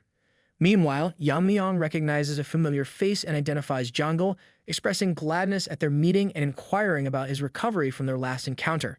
Jeongil, dazed and confused, looks up at Yeon-myeong, struggling to understand what is happening and who is this person. Years ago, in the middle of the night, Maek In-guk inquires his father if he wants him to become a spy for the Sichuan Tang Family. His father confirms this plan, explaining that with Maek In-guk's talents, merely a few days pretending to be an orphan will attract someone to take him in. He adds that within a few years, the Tang family will initiate the young clan leader competition, regardless of direct or collateral lineage. Maek In-guk must weaken their ranks by eliminating other contenders who arrive later. He assures him that if Maek In-guk returns after completing his mission, everyone in the family will acknowledge him. These words currently accompany Maek In-guk, who lies on the ground, bleeding profusely. He bites his lower lip, staring ahead in a daze. In his mind's eye, it feels as if his organs are melting. He looks at Yeon-myeong's back and wonders what this guy has done to him. Jeongil, meanwhile, rises from the ground, still holding his injured shoulder. He stutters, questioning if he is Yeon-myeong. Yeon-myeong confirms this with a simple yes and frowns, asking if he should slam Jeongil's face into the ground like before to make him recognize it. Tang Jeongil, stunned, stutters that it really is him. Yeon-myeong points a finger at Maek In-guk, who lies on the ground, and asks if not this guy confessed to being a spy. Jeongil stutters back exactly, adding that Maek In-guk said so himself. Looking at the spy, Yeon-myeong says that he has heard clearly about him mentioning Dark Moon's sword sect. He then wonders was he the tale he sensed before entering Gangdong Mountain. However, Yeon-myeong decides to capture him first. With a gesture of his fingers, he forces a needle out of his neck, causing Maek In-guk to cry in pain. Seeing the poison needle in Yeon-myeong's hands, Jeongil comments if Yeon-myeong coated the needle with poison. He wonders what kind of poison causes such a reaction from such a small needle. Yeon-myeong turns to Jeongil and asks if he has seen any other participants. Jeongil suggests they should neutralize the poison and interrogate him about his purpose. Yeon-myeong reflects that they can detoxify him to extract information, but if the spy tries to seize the moment, it could be risky. Realizing this, he declares that the spy has already admitted to being from the Black Death Alliance, making his motives clear, so there is no need to detoxify him. Meanwhile, Maek In-guk clenches his teeth, dripping with anger and undisguised rage as he struggles to stand, leaning on his weakened arms. Jeongil turns to Yeon-myeong and comments that he has changed a lot, rubbing the back of his head awkwardly. He adds that they had bad blood, but Yeon-myeong seems unfazed, and if that were still an issue, he would be the one lying there right now instead of Maek In-guk. He then bows in front of Yeon-myeong, expressing that he is truly sorry for what happened back then. Yeon-myeong looks at him and asks what he is doing all of a sudden. He holds his hand out to the side, motioning for him to stop, and says that he doesn't care about the past anyway, so he shouldn't let it bother him. Meanwhile, Tang Jeongil looks up and says that there is nothing he can do about it now, but he thought it best to apologize properly. Yeon-myeong grins and exhales, reiterating that everything is fine and there's nothing to worry about. Jeongil opens his mouth in awe as he notices something strange up ahead. He immediately and frantically calls out Yeon-myeong's name, warning him that something is behind him. Yeon-myeong looks at Jeongil in surprise while behind him, Maek In-guk swings his sword in a leap. Through his anger, Maek In-guk announces that if he isn't going to survive anyway, he will at least drag Yeon-myeong down with him. Thinking he's the protagonist, he slashes at Yeon-myeong only to cut through an afterimage. Yeon-myeong gets behind him and tells him that he doesn't play with people who are about to die. Like a Chad, he grips Maek In-guk's shoulder, warning him not to retaliate or he'll have no body left to bury. Stuttering, Maek In-guk admits to Yeon-myeong's ruthlessness as he falls to the ground, succumbing to his fate. Meanwhile, Jeonggil is astounded by Yeon-myeong's continued dominance over his adversaries despite facing one of the top contenders. What perplexes him further is Yeon-myeong's effortless neutralization of the final technique from the black and white sword school. Yeon-myeong then points out to Jeonggil now that only they are left, prompting Jeonggil to consider how they should determine the victor. Jeonggil, wise enough to recognize defeat, proposes to surrender and Yeon-myeong allows it. However, finding himself trapped, Jeonggil tells Yeon-myeong that he doesn't know the way out. In response, Yeon-myeong just ruthlessly tears apart the formation and commands Jeonggil to leave immediately, showcasing his sheer brutality. Then, in an instant, Yeon-myeong vanishes from the scene. Meanwhile, at the Dark Moon Sword Sect headquarters, hundreds of men are engaged in swordsmanship practice. Among them, a man holds a dead worm in his hand. This worm was previously transplanted into Mek In-guk, and its death signifies Mek In-guk's death. The man reflects that although Mek In-guk was an illegitimate child born between him and a servant, his talents surpassed those of his siblings, and after discovering this, his wife feared that he will take the heir's place and tried to kill him more than a dozen times. That is why he made him live as a spy in the Tang clan. He then clenches his fists in anger, regretting his inaction as a father. Determined to make amends, he resolves to avenge his child. He commands all of his disciples to gather and declares that they will soon destroy the Tang clan. He declares that from that day onward, no one bearing the Tang clan name will return alive from Mount Gangdong, where the competition is taking place. Later at night, Yeon-myeong reflects to himself that something seems off as despite running throughout the day and light, he hasn't encountered a single human. He finds it difficult to believe that the formation world could be so vast unless the formations have been manipulated to prevent approach. Understanding this, he concludes that the remaining survivors must be in league with the Jeonggil family and comprehends the entirety of their scheme. He declares that Jeonggil family must pay the price for their crimes. Yeon-myeong then gazes at the stunning sky before drifting into sleep, his thoughts lingering on his mother. That's when Yeon unexpectedly encounters Yeon-myeong. However, she fails to recognize Yeon-myeong. She reflects that she requested to meet either the last survivor or Yeon-myeong in a vulnerable moment. She can't decipher his identity. Nevertheless, it's regrettable for her to have to kill someone so handsome. She disperses the arsenic poison gas and deploys one of the 10 poisons of the Tang clan. To her shock, Yeon-myeong suddenly grabs her neck and demands to know if she is the one collaborating with the Jeonggil family.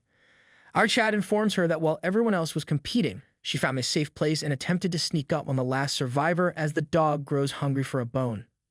She realizes that this boy knew she was coming.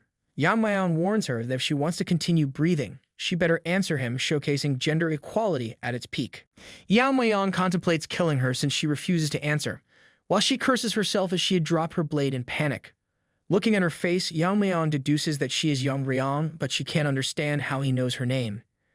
Yeon-myeong's merciless nature emerges as he comments that her personality hasn't changed, implying should he disfigure her entire face this time. Meanwhile, the Jeonggil clown is gripped with fear as he acknowledges the failure of their mission and Yeon-myeong's ability to overcome opponents of higher levels. He remarks that this individual has proven himself a formidable adversary and has dismantled all their formations with ease. He reflects that although number 10 managed to defeat all adversaries, he ultimately fell to Yeon-myeong's prowess, and now this Jeonggil clown doubts whether Yeon-myeong can stand against Yeon-myeong, recognizing that if Yeon-myeong emerges victorious, it signals the end for them. That's when he notices a source of light within the formation. It's Mek In-guk's father, Dark Moon Sword Sect's leader, Mek In-hu. He is leading almost 300 soldiers, marching toward Mount Gangdong with the intent to eliminate what remains of the Tang family. Meanwhile, standing near Gangdong Mountain with a total of 300 soldiers, the Cheonjin sect leader, Jung Yansong, asks Mek In-hu if he doesn't believe that using full force against the newcomers of the Tang family is a bit excessive. Mek In-hu responds, acknowledging that facing the Tang family with such a force might seem excessive. However, he explains that since Gangdong Mountain is the Gangdong sect's territory, it was a necessary measure as the Gangdong sect's influence is incomparable to the now collapsed Tang family, and if their forces were fewer, they would certainly be defeated. He explains that with this many troops, the Gangdong sect would also be closely monitoring the situation. Moreover, once they realize they are not the targets, the Gangdong sect would likely choose to remain neutral. Jung Yansong agrees with this assessment, but then asks about the spy Mek In-hu mentioned earlier. With a heavy heart, Mek In-hu reveals that the mission failed. The spy was someone he cherished, but he died in the attempt. Suddenly, he interrupts further discussion, stating that there's no time for more chatter, and they should set off immediately. Our Jeonggil clown stealthily eavesdrops on their conversation, realizing that Mek In-hu is incredibly powerful. He deduces that unless involved in the competition, he should not have been able to find this place. He wonders if there has been a spy. Regardless, he reflects that he needs to instantly report this to the Bongwi Brigade for action. Suddenly, an idea pops into his mind. He can use their hands to kill Yeon-myeong, as it will help keep their plans hidden from the family. Meanwhile, our Giga Chad lifts Yeon-myeong by her neck into the air. Now recognizing Yeon-myeong, she curses herself for failing to identify him sooner. Realizing she's facing death, she acknowledges that her only chance of survival lies in using the fire dragon's poison. With a sense of urgency, she retrieves it. Looking at the blade on the ground, Yeon-myeong notices it is coated in some kind of substance. Finding him distracted, Yeon-myeong attempts to throw the fire dragon's poison at him, but our Chad intercepts it.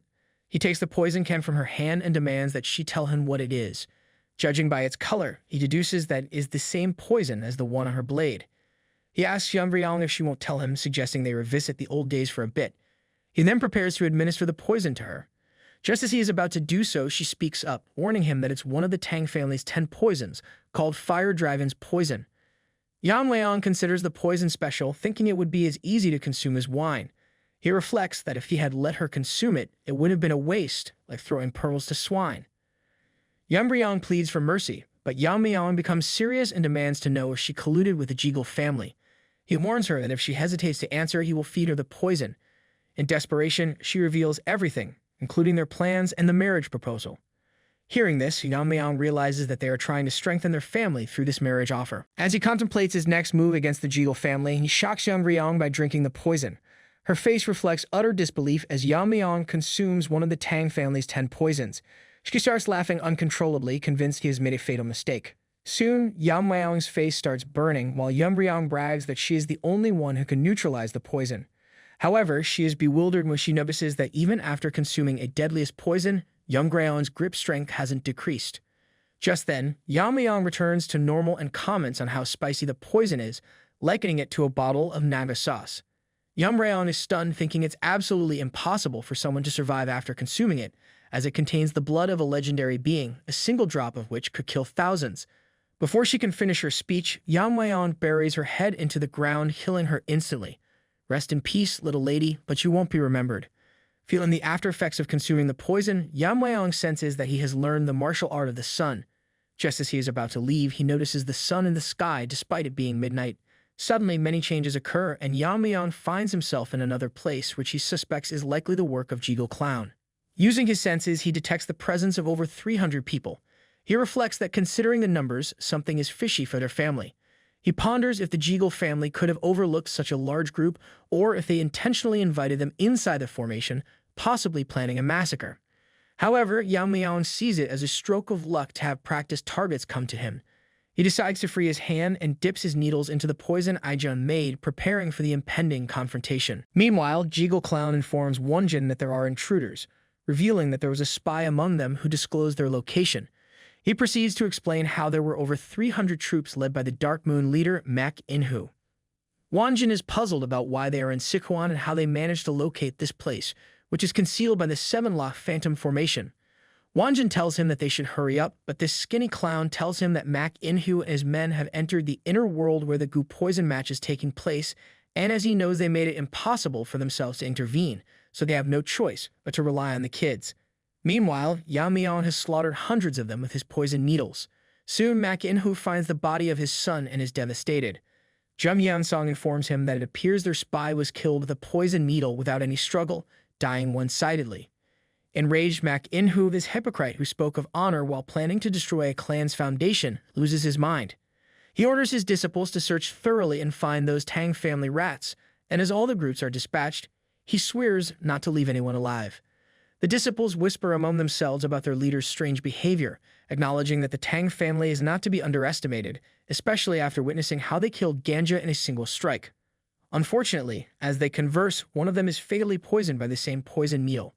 They prepare for battle, but soon realize that hundreds of poison needles are raining down from the sky, poisoning them all to death. Meanwhile, Yeon-myeong reflects that his single palm blazing poison technique is lethal enough for foot soldiers. Using his inner energy, he calls back all the needles. A scout informs Mak In-hoo that all dispatched groups were annihilated, poisoned without any struggle, and killed in the same manner. More scouts arrive with the same report, leaving Mak In-hoo nervous.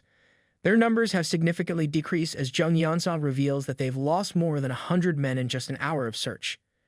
He proposes his analysis, suggesting that the attacks could have been executed by a single individual. Mak In-hoo is so scared that he pees in his pants, convinced without a doubt that it's the work of a master from the Tang family. Some encourage Mak In-hoo delegates command to his friend as he plans to face the enemy himself. Jung Yeon-song contemplates that in an hour or two, the sun will set. If they can't find the intruder before then, they risk annihilation, as they are the only ones suffering. He announces to everyone that they will leave in an hour. Unfortunately, bad luck strikes as Yeon-myeong is sitting in a tree, waiting for them. Jung Yeon-song is incredulous that he didn't sense a presence until Yeon-myeong spoke. He warns everyone to dodge, but when he looks behind, he sees everyone dead. Yeon-myeong asks him if he's the leader. Even on high alert, Jung Yeon-song didn't sense him coming down from the tree. However, he dismisses Yeon-myeong as too young to be a master. Meanwhile, using his Kai, Yeon-myeong calls back all the Neels. Jung Yeon-song tries to understand the technique Yeon-myeong used earlier, remarking that it likely consumed a significant amount of inner energy. Despite not recognizing Yeon-myeong, Jung Yeon-song acknowledges the threat he poses. However, Yeon-myeong remains undeterred, telling Jung Yeon-song that it doesn't matter what he thinks or does as he's going to die anyway. Jung Yeon-song uses a technique to transform resembling a cheap copy of Super Saiyan 4 and charges towards Yeon-myeong. However, to his surprise, Yeon-myeong stops the attack with a single palm. Mocking him, Yeon-myeong asks if that's all he's got. Jung Yeon-song loses his composure, flashing back to the time when the Black Death Alliance overthrew one of the 9 factions. Eager to align with their power, Jung Yeon-song willingly joined them.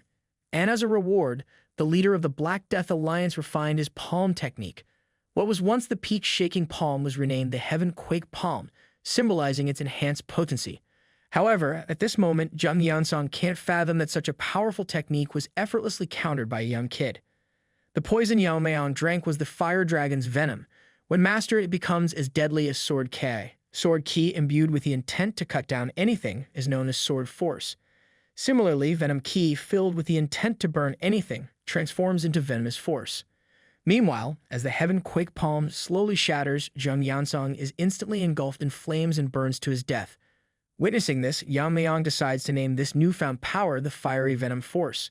Then, our Chad, Yeon-myeong, turns to the remaining survivors and asks who wants to die first, making it clear he has no intention of leaving anyone alive. Just then, Mak In-hoo enters the scene, acting strong and delivering a bold speech. He commands everyone to form up and surround Yeon-myeong, preparing for a final showdown. The old man, Mak In-hoo, promises to avenge the dead. Meanwhile, being surrounded by enemies reminds Yeon-myeong of the training he did with the Bongwoo Brigade. Reflecting that last time he performed the whirling chaos dance, he decides to try something different this time. Yeon-myeong vanishes and suddenly, heads start flying left and right. Mak In-hoo cannot figure out Yeon-myeong's movements. His enraged disciples charge towards Yeon-myeong, who destroys their swords midair and uses the broken sword particles infused with his ki to recreate the 10,000 heavenly flower rain. The technique, a beautiful yet deadly spectacle, rains down upon the enemies, tearing through them with lethal precision. The scene is filled with chaos as Mak In-hoo watches in horror, realizing the true power of Yeon-myeong. Yeon-myeong walks through the battlefield as enemies are shredded into pieces by the deadly technique. Although not as strong as the original, he names it the Iron Shard Volley. With everyone dead, Yeon-myeong asks Mak In-hoo that now, after using his men to exhaust his strength, it's Mak In-hoo's turn to step in. Mak In-hoo calls Yeon-myeong impudent fool, asking they will see how long his spirits lasts. Pulling out his swords, Mak In-hoo says to himself that there is no need to be frightened regardless of his achievements. He says to Yeon-myeong that with the Taiyu twin sword technique and the silent sword technique bestowed by their union leader, he will grind him to dust. Yeon-myeong taunts him in return, mentioning that he is repeating the same old dialogue. Mak In-hoo tells him to shut up and rushes forward to strike him, shouting that he will crush him.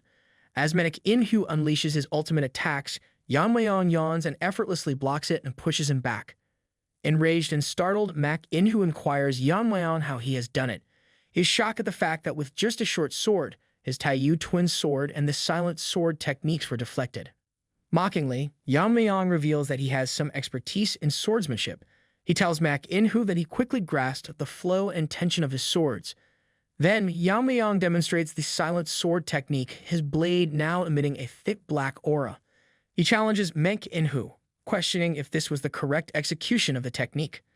Mak In-hoo, Recognizing the technique and still in disbelief, struggles to understand how Yeon-myeong can wield the silent sword technique so effortlessly. Yeon-myeong tells Mak In-hoo that the silent sword technique is rather simple, shocking Mak In-hoo. Yeon-myeong smirks and Mak In-hoo's disbelief grows. The sheer audacity with which Yeon-myeong brushes off a skill that took Mak In-hoo years to master sends shockwaves through his being, shaking the very foundation of his understanding of martial prowess. With a smirk playing on his lips, Yeon-myeong's demeanor exudes a confidence that borders on arrogance, further unsettling Mak In-hoo. The realization dawns upon him that what he once considered a pinnacle achievement in his martial journey is but a mere trifle to Yeon-myeong. As Yeon-myeong delves deeper into the intricacies of the Black Death Alliance's influence, unveiling the insidious nature of their leader's power, Mak In-hoo's awe transforms into a chilling realization.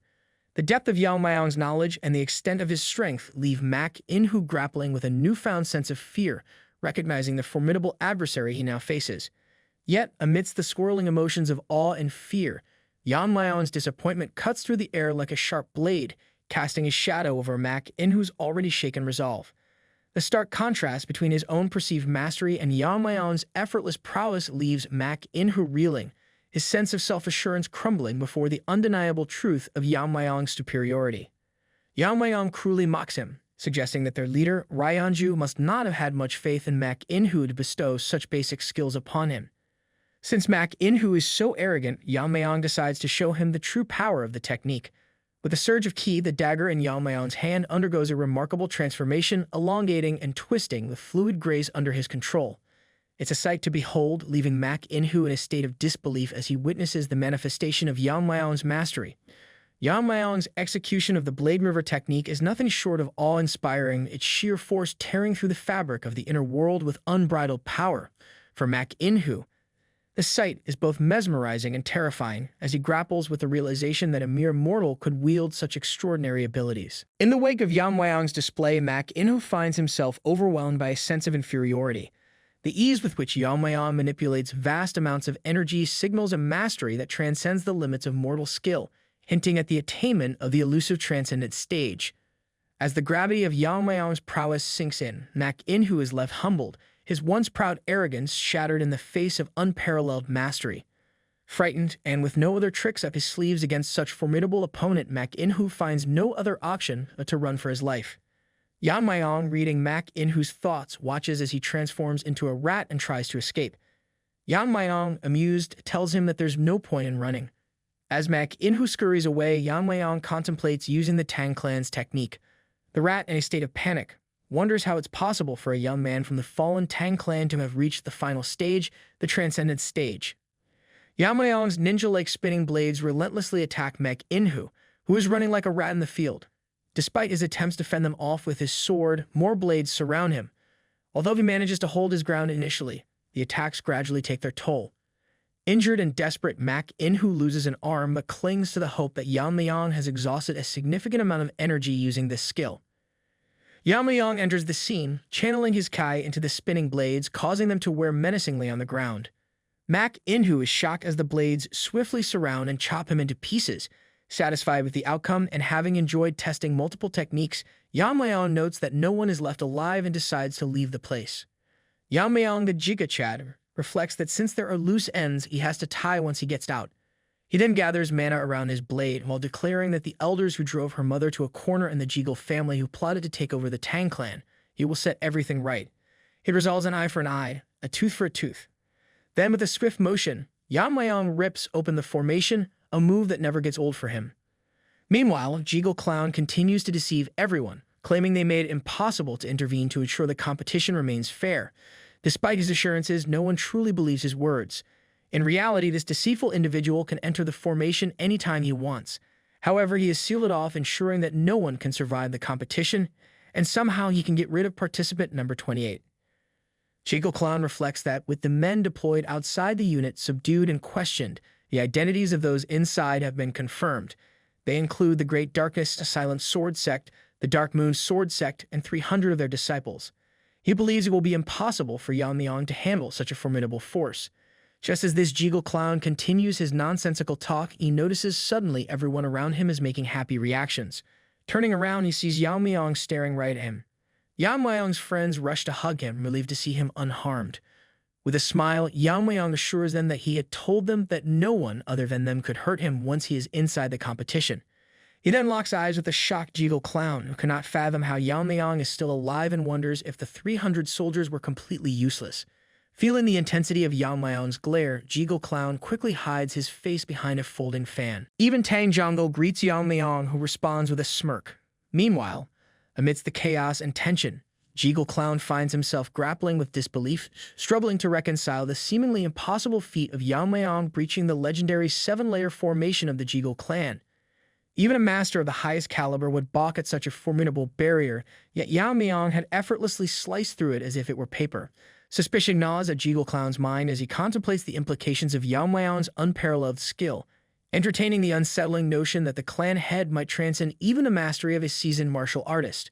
Sensing the need for strategic caution, Yeon-myeong refrains from immediately engaging Jeagle clown in combat, recognizing the importance of securing his position within the Tang clan first. With a steely resolve, he prioritizes the task at hand, resolving to confront the elders of the Tang clan before addressing any potential threats posed by Jeagle clown and his clan. However, before Yeon-myeong can elucidate the events of the competition, the surroundings are suddenly engulfed in violent tremors, the very foundation of the formation crumbling beneath their feet. As the barriers separating the inner world from the outside world disintegrate, a grim tableau is unveiled, revealing the grim aftermath of the fierce confrontation. A haunting landscape littered with the lifeless bodies of countless combatants, their forms strewn across the battlefield like discarded pawns in a merciless game of war. As the crowd beholds the awe-inspiring spectacle before them, a hushed reverence descends upon the assembled onlookers, their eyes wide with disbelief and admiration. Witnessing Yeon-myeong's astonishing feat of single-handedly decimating a formidable force of 300 soldiers, the crowd is struck with a profound sense of awe and wonder. Even seasoned warriors like Wonjin find themselves humbled by the sheer magnitude of Yeon-myeong's prowess, acknowledging that handling more than 30 opponents would pose a considerable challenge for even the most skilled fighters. Yet here stands Yeon-myeong, effortlessly dispatching adversaries with a casual ease that borders on the supernatural. The sight of Mak In-hoo, the expert fleeing rat, among the fallen only serves to intensify Wonjin's admiration for Yeon-myeong, solidifying his belief in the clan head's extraordinary abilities. Meanwhile, the crowd reacts with a mixture of amazement and excitement, their collective astonishment akin to fans enraptured by the performance of a virtuoso musician. In the midst of the spectacle, Yeon-myeong casually remarks to Wonjin that the adversaries were not as challenging to deal with as they might have seemed. However, Wonjin's keen perception leads him to a deeper understanding of Yeon-myeong's true power, recognizing that the clan head's abilities transcend those of a typical leader. As whispers of Yeon-myeong's incredible feat spread among the remaining contestants, speculation runs rampant, with many daring to suggest that he has ascended beyond the final stage of martial arts mastery, achieving a level of skill and prowess that defies conventional understanding. Yuri and the other group members swell with pride at Yeon-myeong's remarkable display of strength and skill. Moochin stands apart from the jubilant crowd, his expression twisted with bitterness and resentment. Seething with anger at what he perceives as the unfair turn of events, Moochin broods over the stark contrast between his own fate and Yeon-myeong's meteoric rise to power. In his eyes, while he was left crippled and powerless, Yeon-myeong has flourished and grown stronger, the bitter reminder of his own perceived inadequacies.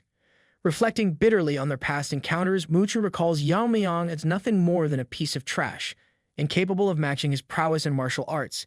He struggles to reconcile this image with the formidable opponent that Yeon-myeong has become, cursing his former rival's ascent to power and bewildered by how someone like him could attain such extraordinary abilities. Just as tensions reach a boiling point, Wonjin steps forward, his authoritative presence commanding the attention of the gathered contestants.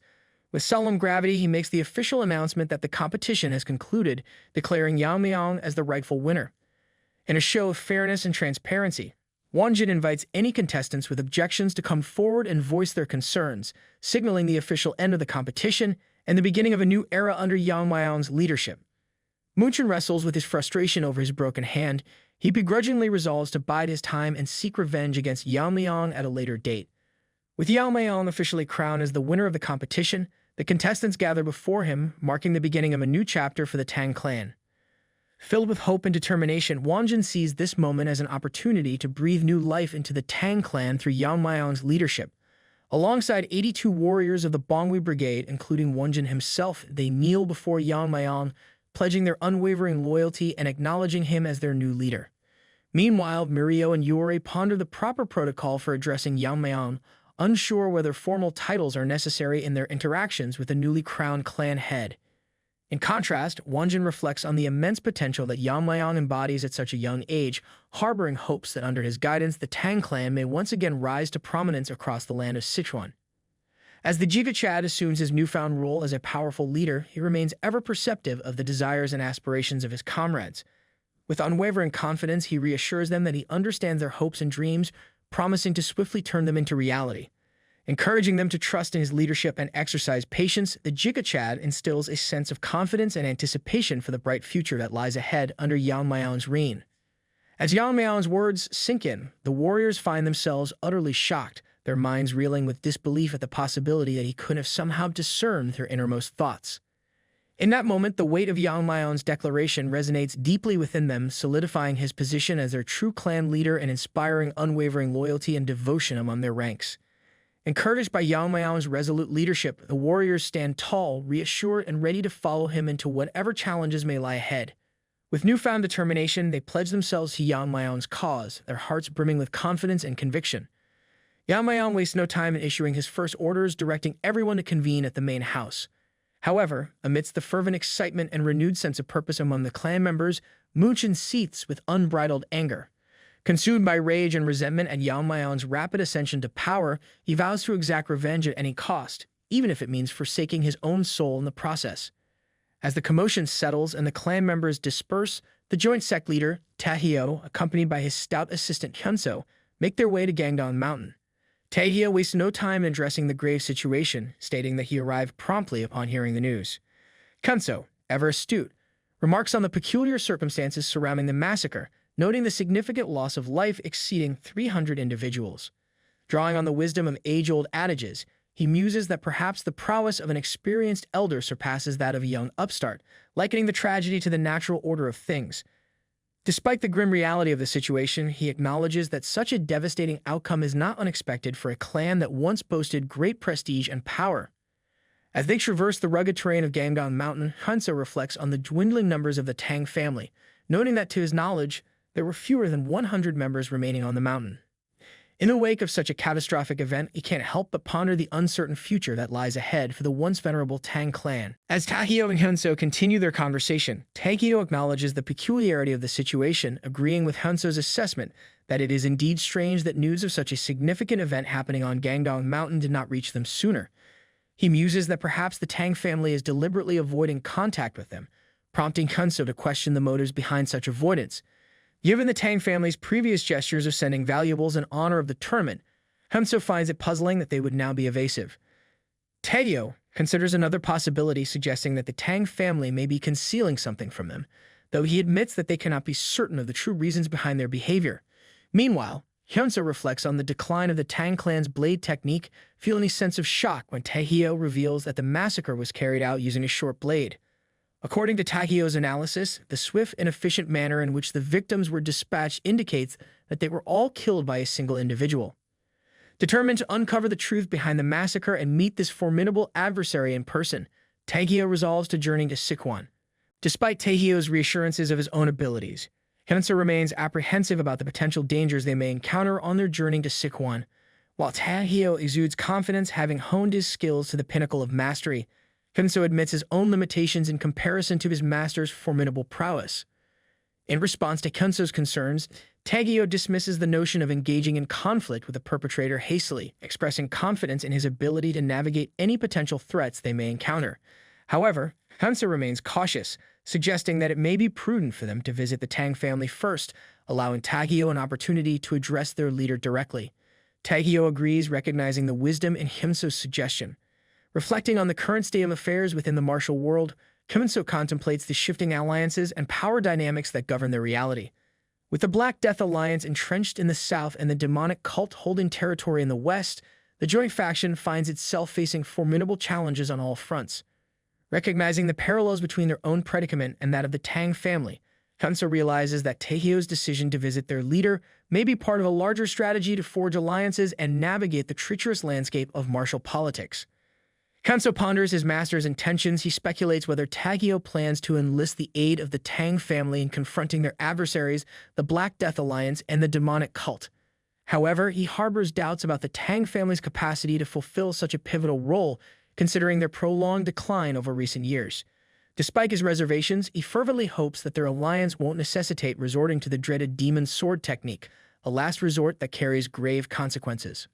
Meanwhile, at the main house, Elder Sam is engrossed in his scribbling when one of his aides interrupts him with news of the competition's conclusion and the return of all participants. Taken aback by the unexpectedly swift end of the competition, Elder Sam reflects on Yeon-myeong's proficiency with poison, harboring hopes of victory. However, his optimism quickly evaporates when the informant shatters his illusions, revealing that Yeon-myeong is conspicuously absent among the returning participants.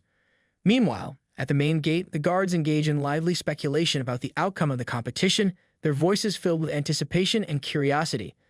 Their conversation is abruptly interrupted as they notice the imposing figure of Art Chad leading a group of individuals towards them. Excitement ripples through the crowd as onlookers gather eager to learn the identity of the competition's victor. However, before the announcement can be made, the attention of the gathered spectators is momentarily diverted as the women present find themselves visibly captivated by the commanding presence of Arjiga Chad. Among the crowd, murmurs of surprise and relief spread as it becomes apparent that a significant number of participants have managed to survive the fierce competition. Observing his son Jongul's jubilant expression, Aide inquires whether Jongul may be in contention to become the new head of the family. However, Jongul's father responds with cautious uncertainty, advising his aide not to set their expectations too high just yet. As Yeon-myeong surveys the gathered throng and their varied emotions, he can't help but ponder his mother's potential concern for his well-being. However, his thoughts are soon consumed by a more pressing dilemma. What should he do if his mother fails to recognize him? Caught between familial duty and the weight of his newfound responsibilities, Yeon-myeong grapples with the uncertainties that lie ahead. Seizing the opportune moment, Yuri takes the initiative to introduce Yeon-myeong to her father, who visibly breathes a sigh of relief upon seeing his daughter safe and sound. Yeon-myeong, sensing the implication behind Yuri's introduction, inquires if she is suggesting that he should look after her father. Yuri doesn't mince words, affirming that her father possesses remarkable skills, though he remains overlooked for promotion due to his refusal to indulge in flattery or favoritism towards others. Recognizing the potential benefits of aligning himself with individuals who are at odds with the elders, Yeon-myeong sees this as an opportunity to bolster his support within the clan. However, he acknowledges his limited knowledge about Yuri's father, Aijin and Mario, prompting him to prioritize learning more about them in the future. In the midst of these introductions, Tang Kisum, the current head of the Tang clan, warmly greets everyone present. Sensing an opportunity to curry favor with the clan leader, Jekyll Clown wastes no time in employing his trademark smooth-talking charm. Tang Kisum, impressed by Jekyll Clown's flattery and acknowledging the contribution of the Jekyll clan's formation to the success of the competition, praises Jekyll Clown for his clan's invaluable assistance in hosting the event. Once his greetings are concluded, Tang Kisum instructs everyone to go and meet the elders. He tells the warriors may now disperse and rest as after many years of escorting and competing missions, the fatigue must have piled up. Wanjin offers his apologies, explaining that they will not be heading to the elder's house.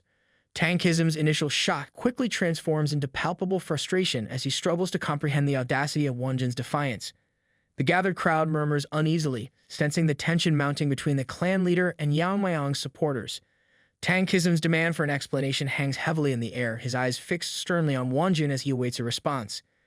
In response to Tang Kisum's incredulous inquiry, Wanjin maintains his composure, offering a respectful yet firm explanation rooted in the family's established rules and traditions. As he calmly asserts their intention to adhere strictly to these regulations, a ripple of anticipation courses through the assembly, awaiting Tang Kisum's reaction. The atmosphere crackles with tension as Tang Kisum's anger simmers beneath the surface, his authority challenged by the unexpected defiance of Yeon-myeong's supporters. With each passing moment, the standoff intensifies, casting a shadow over the once cordial gathering. Wanjin, steeling himself for the consequences of their bold stance, braces for the storm of repercussions that is sure to follow. Yeon-myeong intervenes, questioning if there is anyone with more authority than the family head. Upon requesting the individual's identity in a dramatic reveal, Yeon-myeong discloses his own identity as the winner of the competition, casting a profound realization over the assembled crowd. Later, within the confines of his den, Tang Kisum relays the outcome of the competition to the elders, revealing Yeon-myeong as the victor. Elder Sam grapples with disbelief at the revelation, struggling to reconcile the unexpected defeat of his grandchild despite the purported advantage of the fire dragon poison. He questions whether Yeon-myeong failed to harness its power effectively, puzzled by the incongruity between expectation and reality. Meanwhile, the Grand Elder, Tang Yeon-myeong, seethes with frustration at the news of Tang Jukran's defeat at the hands of Yeon-myeong once again. Confounded by the widening gap between his initial assessment of Yeon-myeong's abilities and the present circumstances, he grapples with the unsettling notion that Yeon-myeong may be steadily growing in strength. Yet, unable to accept this reality, he clings to the conviction that Yeon-myeong must have resorted to deceit or trickery to secure his victory, refusing to acknowledge the possibility of his opponent's genuine prowess. A suggestion from Second Elder, Tang Yeon-myeong resonates within the circle of elders, prompting a collective agreement that they cannot overlook the gravity of the situation. Despite their previous decision to bury the past conflicts, the emergence of Yeon-myeong as the competition's victor demands a thorough investigation to uncover the truth.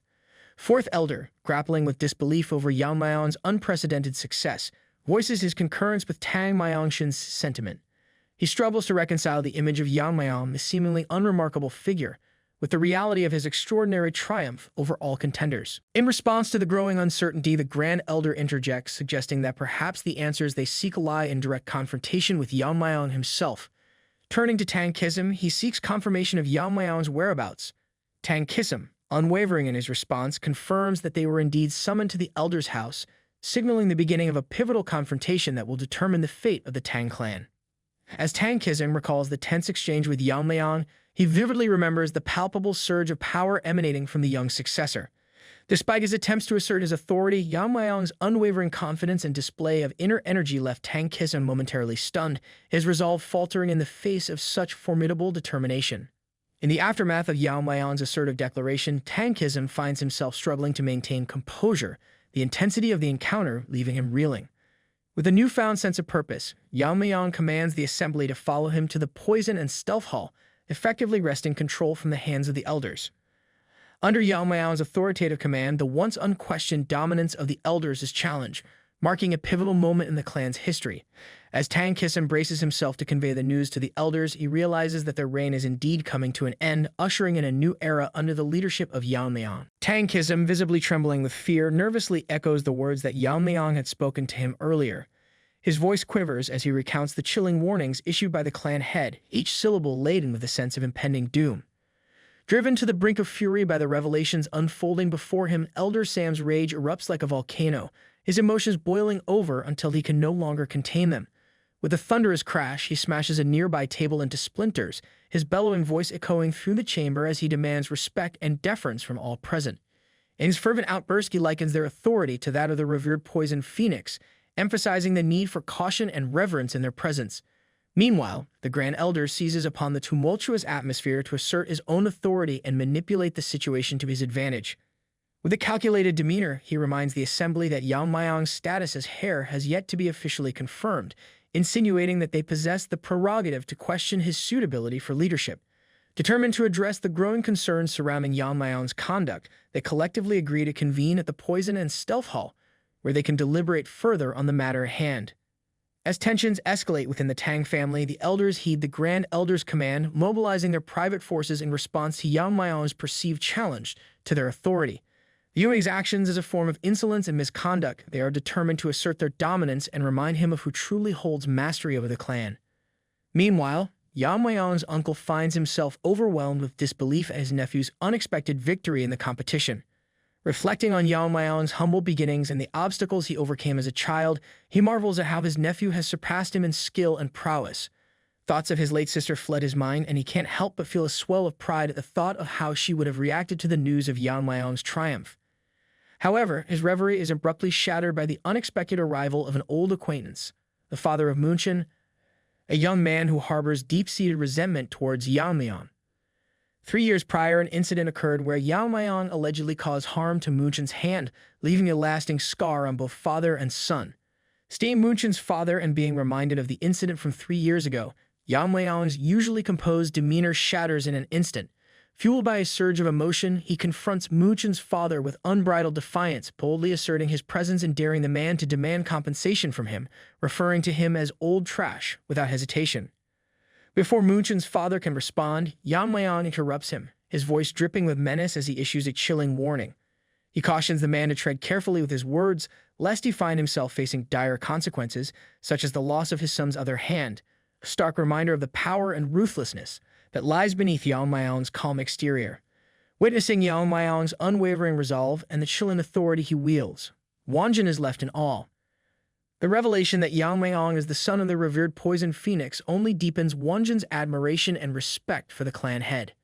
Yeon-myeong, sensing Wonjin's curiosity, offers reassurance that he will divulge whatever information Wonjin seeks, but only when the time is deemed appropriate. As Wonjin contemplates Yeon-myeong's true identity as the son of the Poison Phoenix, memories of past conflicts resurface, each one serving as a testament to the indomitable spirit of the Tang clan.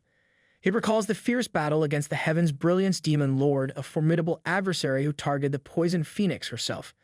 In the face of overwhelming odds, the warriors of the Tang clan fought with unwavering determination, their resilience surpassing even the Demon Lord's expectations. Despite the Demon Lord's success in beheading the Tang clan leader, the clan's soldiers rallied with newfound courage, spurred on by their unwavering loyalty and determination. Even as they faced relentless onslaughts, they refused to yield, their steadfast resolve outmatching their adversaries despite the loss of their poison techniques. During this tumultuous time, Wonjin sought aid from the elders, hoping to bolster the defenses against the Demon Lord's forces. However, his pleas fell on deaf ears as the elders feared that any assistance rendered could potentially jeopardize the clan's survival. Despite their reluctance to offer aid, the Tang clan ultimately emerged victorious in the battle, their triumph a testament to their unyielding spirit and resilience. However, instead of acknowledging their own shortcomings and failures, the elders chose to shift the blame onto Yeon-myeong's mother, unfairly scapegoating her for the clan's hardships. Reflecting on this revelation, Wonjin realizes the immense challenges and hardships that Yeon-myeong's mother must have endured while raising her son under such adverse circumstances. Wonjin's impassioned plea resonates with the assembled members of the Tang clan, and he reminds them of the significance of Yeon-myeong's lineage and the importance of safeguarding this second chance. With a renewed sense of purpose, Wonjin implores his fellow clan members to pledge their unwavering loyalty and dedication to Yeon-myeong, vowing to protect and serve him with their very lives. However, their solemn moment of solidarity is abruptly interrupted by the arrival of Jiga Chad, who has been eagerly awaiting the elders and their forces. Wonjin feels a surge of apprehension upon realizing the magnitude of the gathering, never anticipating that the elders would amass such a formidable contingent. The tension in the air thickens as the elders, accompanied by their forces, demand an audience with Yeon-myeong following his defiance of the council's authority. Wonjin feels a knot of anxiety tighten in his stomach, unsure of how the confrontation will unfold. As Yeon-myeong finally appears, Elder Sam wastes no time in leveling accusations against him, accusing him of presumptuously laying claim to the future leadership of the family without the council's consent. In response, Yeon-myeong remains unruffled, his demeanor composed as he calmly asserts his rightful position as the winner of the clan competition and the current overseer of proceedings at the Stealth and Poison Hall.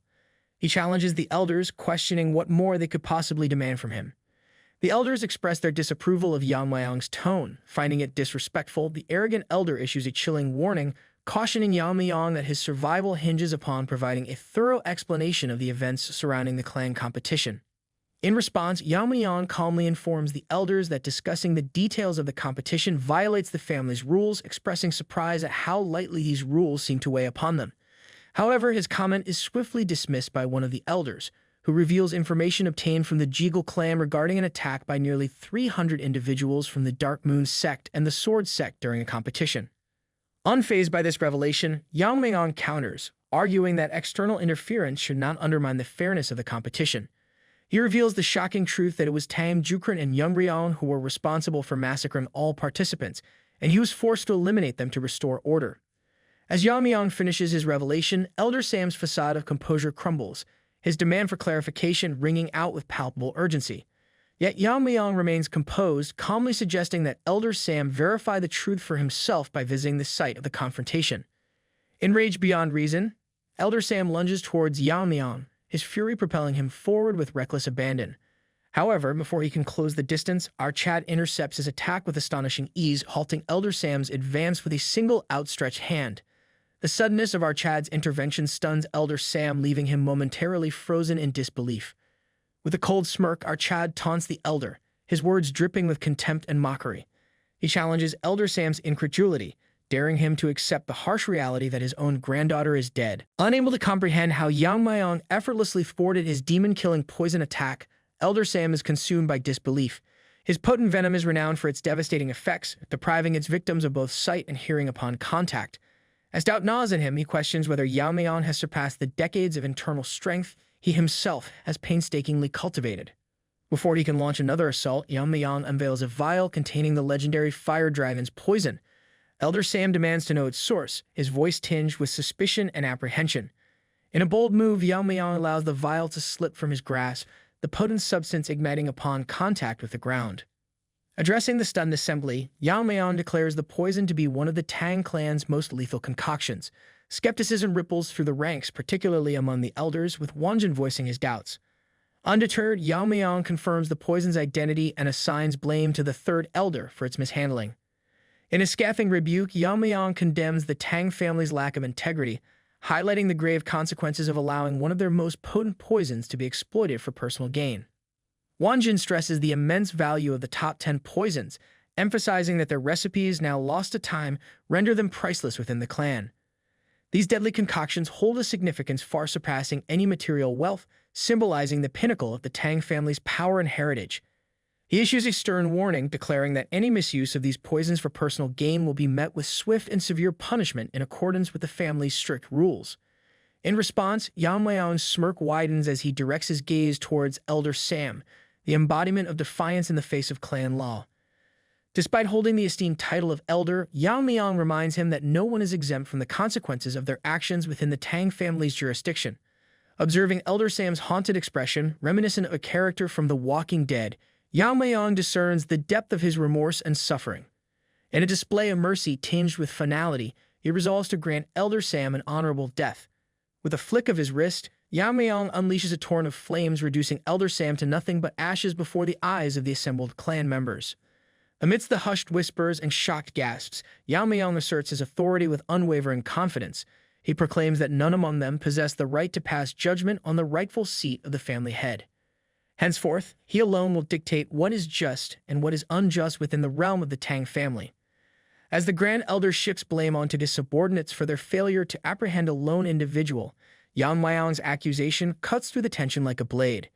He confronts the Grand Elder directly, condemning him for his negligence in allowing his disciples' treachery to jeopardize the safety of the family.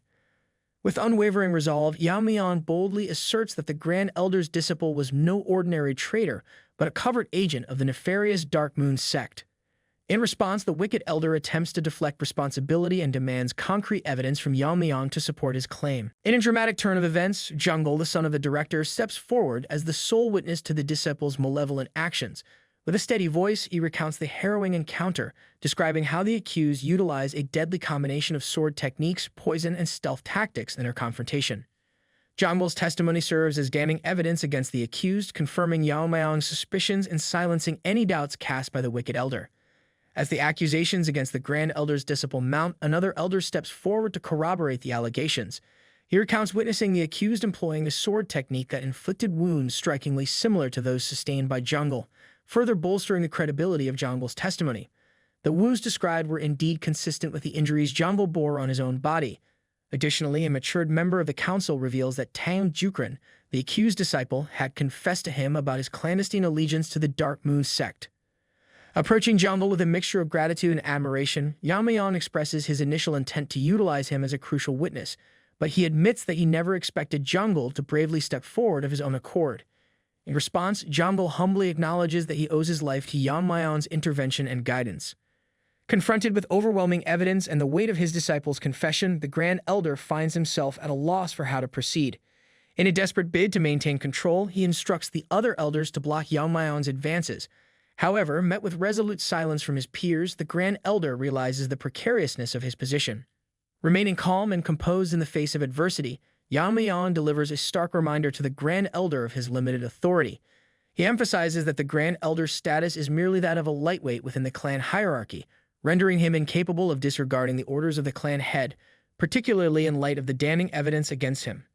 Without hesitation, Yeon-myeong takes decisive action, severing the Grand Elder's hand as a symbol of accountability for harboring a traitor within the ranks of the Tang family. Despite the severity of the accusations, Yeon-myeong ultimately decides to show mercy to the Grand Elder due to insufficient evidence of his direct collusion with the traitor. The Grand Elder expresses gratitude for this unexpected reprieve, though inwardly he harbors a mix of relief and cunning calculation. Privately reflecting on Yeon-myeong's remarkable speed and agility, the Grand Elder can't help but wonder if the clan head possesses prowess in swordsmanship as well. However, a wicked grin creeps across his face as he cunningly conceals his true intentions behind a facade of gratitude. As he pretends to staunch the bleeding from his severed hand, the Grand Elder discreetly retrieves a vial containing a formless poison, a subtle yet potent weapon in his arsenal. While not as deadly as the top 10 poisons, its colorless and odorless nature makes it a lethal threat. With a sense of grim satisfaction, the Grand Elder contemplates how this insidious poison will silently exact its toll, eliminating Yeon-myeong without the clan head ever suspecting foul play. Unbeknownst to the Grand Elder, as the poison spreads in the air, the Grand Elder thinks he's won with his sneaky poison plan, but Yeon-myeong figures out what's going on. He moves fast, chopping off the Grand Elder's other hand like it's nothing. Some of the older folks start saying Yeon-myeong's gone crazy, but one smart elder points out the Grand Elder's hand and a poison bottle close by. Yeon-myeong's pretty mad about the whole thing. He's disgusted that the Grand Elder would try to poison the clan leader, seeing it as a big shame for their family. So he lays down the law. By the clan's rules, and because of how bad the Grand Elder's actions were, he's marked as a traitor. That means he's in for some serious punishment. He announces that according to the clan's rules and the severity of his crime, the Grand Elder is deemed a traitor and therefore will be punished severely. He then executes him in front of everyone. Yeon-myeong sternly warns that none of them are above the laws of the Tang family, and if any of them disregard the family laws again by using their position, he will personally execute justice. He remarks that the Tang family has declined, and it would not be strange if it collapsed at any moment in this situation. However, there is one thing he can promise them here, that he will ensure that the members of the Tang family are not exposed to the threats posed by the evil sects or the lizard cults, and that they can live in peace in this land of Sichuan. Yeon-myeong then talks not just to the elders but to everyone there, wanting to know if they see him as the true leader of the Tang family. Later, at Tang Jihai's house, Yeon-myeong's mom is super happy to hear that her son won the competition to lead the family. She starts crying tears of joy because she's so proud of him and because the elders acknowledge how strong he is. She's filled to the brim with pride for her son, and the subtle upgrades to her appearance add an extra touch of elegance, enhancing her already stunning beauty. As she reflects on her son's remarkable growth and achievements, she can't help but feel a pang of bittersweet longing for his father. She imagines how his father would have been more than thrilled to hear such uplifting news about their son, and in that moment, she wishes he could share in this joyous occasion. Meanwhile, our Chad, yearning to share the news with his mother before anyone else, discovers himself buried under an avalanche of tasks. Following the strict directives of the family head, all future commands and challenges are to be managed exclusively through the Stealth and Poison Division, with critical judgments necessitating the direct approval of the family head. While the majority of the elders grumble at this new arrangement, Elder O voices genuine concern and proposes the notion that Yeon-myeong could serve as a regent until our Chad reaches the age of maturity. Contemplating this suggestion carefully, our Chad deliberates the weighty responsibility of appointing a regent, ultimately deciding to postpone any such decision until a comprehensive investigation can be carried out. The Poison Hall concludes that the third elder did, in fact, mishandle the fire dragon's poison. In response, Yeon-myeong makes a firm decision. The elders can keep their personal forces, but they're responsible for footing the bill for their upkeep from now on. Any budget they set will undergo rigorous scrutiny.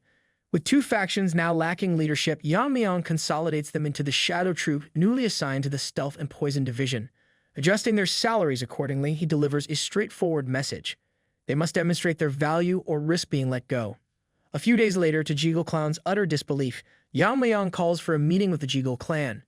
Jeagle Clown realizes with a sinking feeling that their schemes to manipulate the Elders' Council have disastrously backfired, and he frets over the possibility of their underhanded actions during the competition coming to light. In contrast, Yeon-myeong exudes an air of confidence and composure as he addresses the gathering. He admits to being preoccupied with various pressing matters which led to certain oversights on his part. Jeagle Clown is taken aback by the transformation in Yeon-myeong's demeanor and appearance, sensing a newfound strength and authority emanating from him.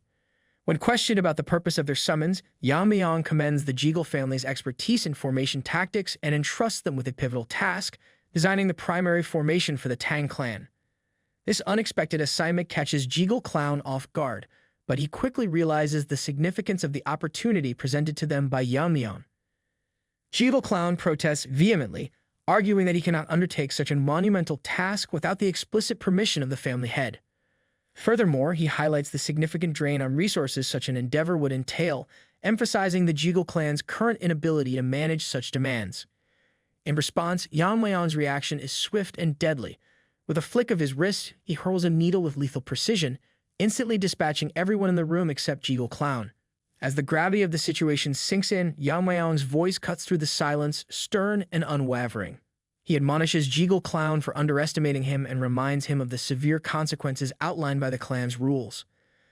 Yeon-myeong's ultimatum is clear. The Jeagle clan must comply or face dire repercussions.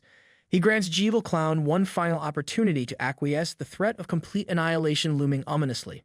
With a steely resolve, Yeon-myeong begins the countdown, leaving Jeagle Clown with a mere heartbeat to decide the fate of his clan. With no alternative, Jeagle Clown agrees to Yeon-myeong's terms and requests the safety of his family members in return for his compliance.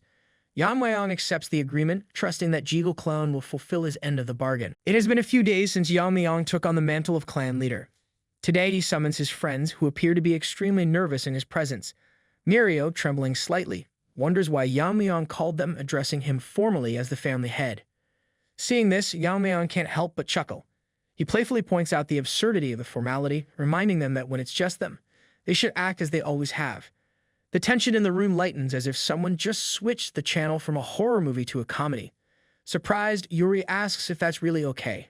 Seizing the moment, Aijin dramatically props his leg on the table, declaring that if that's the case, he's all in. Mirio also begins to relax. Yeon-myeong, observing their quick switch from formality to their usual selves, rethinks his stance and tells them to stick to being formal, amused by how swiftly they adapt. Curious, Yuri then asks Yeon-myeong why he called them together.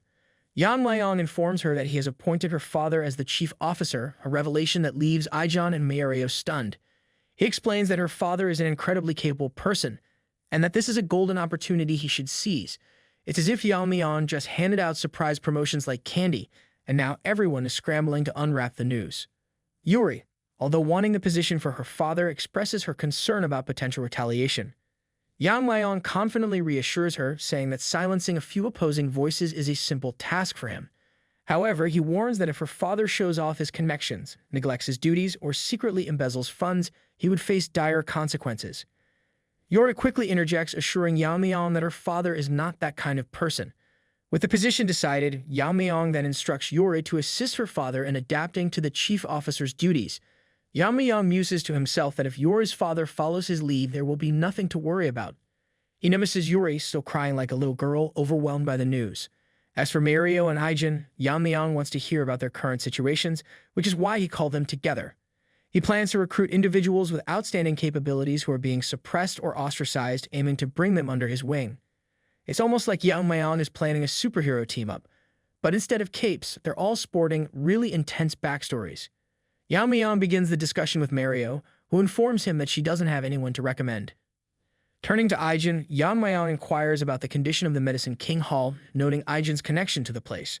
Upon hearing this, Aijin falls silent, the room's atmosphere growing heavy. He finally tells Yeon-myeong that he has been contemplating whether to bring up the Medicine King Hall, as everything related to it ties back to Yeon-myeong, particularly his father, Tang Yeon-myeong. Hearing this, Yeon-myeong's expression shifts dramatically.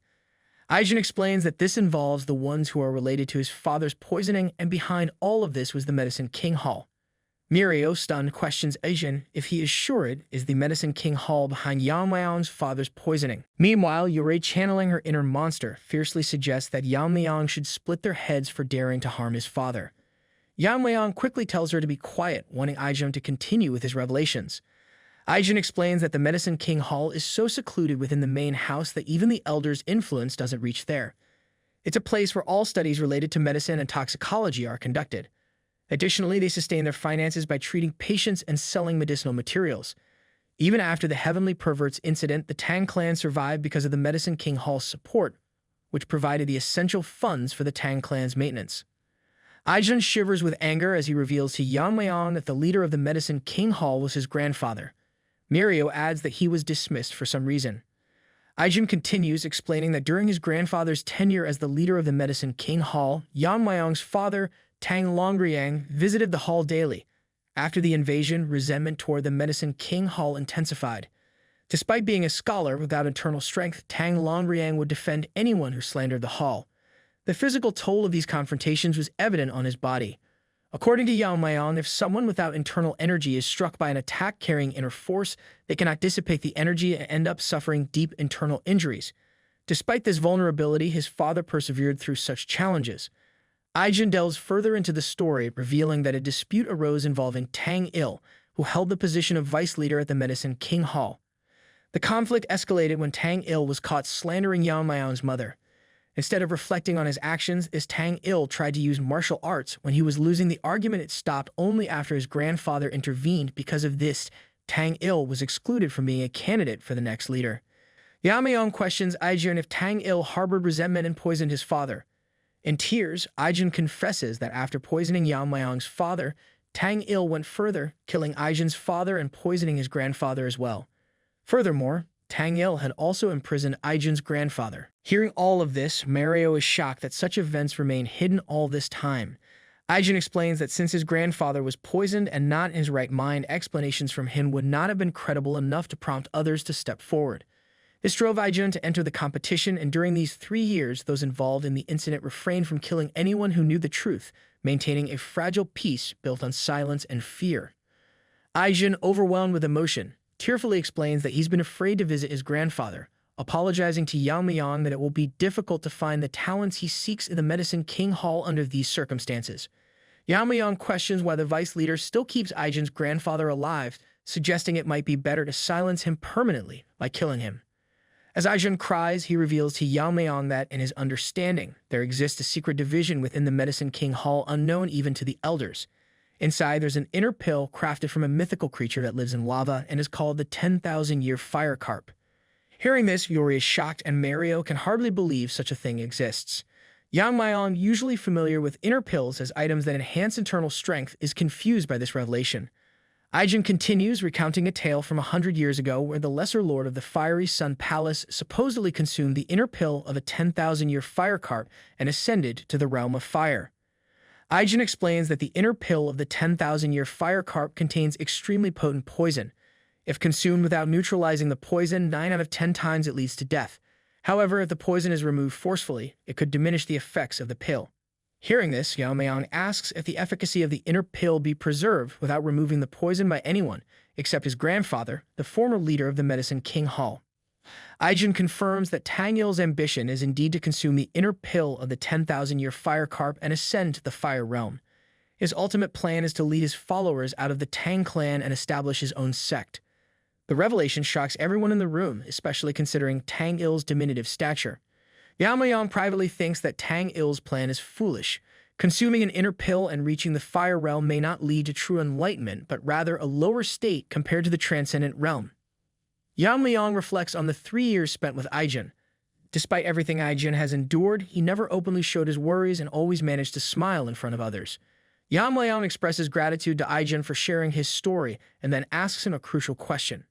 If they were to purge the current members and cure his grandfather, could the Medicine King Hall function effectively again? He reassures Aijin that he's got the antidote situation under control, but he needs Aijin's expert opinion before diving into Operation Purge and Purify. Aijin expresses confidence that it's possible to restore the Medicine King Hall's functionality, despite feeling less capable than the current leader. Yeon-myeong is relieved to hear his answer and promises Mirio that he'll listen to her story once they've sorted out the Medicine King Hall, to which she enthusiastically agrees. Yeon-myeong instructs Aijin to prepare for their visit to the Medicine King Hall. However, Aijin points out to Yeon-myeong that he hasn't visited his mother since arriving at the main house, and he should go check her first. Yeon-myeong responds, acknowledging that his mother would understand he cannot leave his duties as the family head. He adds that she wouldn't want him to stand idly after hearing what his friend has endured. Meanwhile, at the Medicine King Hall, the rotund Tang Il feels tense about Yeon-myeong, the son of Tang Yeon-myeong, assuming the role of family head, an irritating twist for him. However, Tang Il reassures himself that whatever actions he took were before Yeon-myeong was born, so he wouldn't know the details of what transpired with his father. Yet Tang Il is troubled by Aijin's prolonged absence from the Medicine King Hall. He knows Aijin wouldn't abandon his grandfather. Tang Il's grin widens as he contemplates Aijin's apparent prioritization of her life over her grandfather's. He's certain he could end her at any moment, but right now, his biggest headache is that darn inner pill. To harness its energy fully and ascend to the fire realm is the goal, but getting there means dealing with the stubborn old man. Even if the geezer snaps out of it, he clams up tighter than a jar of pickles, putting a major wrench in Tang Il's grand scheme. Tang Il contemplates removing the poison himself, aware that one wrong move could jeopardize the entire inner pill. As he ponders a safer approach, an attendant knocks on his door, telling him the family head is here. Startled, he nearly jumps out of his pants. Outside, chaos ensues as the Bongwe Brigade rush up the people of the Medicine King Hall. The sound of bones crunching mixes with cries of pain echoing through the courtyard. Leading the charge with an imposing presence is none other than their family head, Yeon-myeong. Yeon-myeong's expression suggests he's about to unleash chaos upon everyone present. The Medicine King Hall's junior members are yelling nervously, perhaps realizing they've stirred up trouble. Aijin approaches Yeon-myeong, her frustration palpable. She explains how she scored every inch but couldn't locate her grandfather. Desperate, she confronts a Medicine King Hall member, demanding to know her grandfather's whereabouts, but all she gets is silence, as if they collectively mastered the art of selective deafness. Yeon-myeong commands Wonjin, who swiftly tears through their captors like a hot knife through butter. The remaining captured individuals are left in stunned silence. Yeon-myeong asserts that only one of them needs to speak, silencing a protest. Recognizing the threat, one of them speaks up, recalling that when the contest began, Tang Il ordered the former leader to be imprisoned in a remote area of Noak. Hearing this, Aijin and Wonjin are utterly shocked. Noak, the place designated for isolating the possibly infectious, is infamous for its cold and damp conditions. It was shut down precisely because these conditions exacerbated the health of those confined there. Yeon-myeong decides to proceed toward the ominous Noak with Aijin and Tao. He then instructs Wonjin to tidy up here and await them at the entrance. Wonjin wastes no time swiftly dispatching everyone in sight. The Medicine King Hall members, now pleading for mercy, find themselves on the wrong end of his fury. Just as they descend into a narrow cave, Yeon-myeong reflects on the name Noak, a fitting moniker for this grim place. Upon reaching its entrance, Aijin breaks into tears, her fears mounting as she wonders if they've arrived too late. Yeon-myeong reassures Aijin that her grandfather is still kicking, as he has located the prison using his uncanny senses.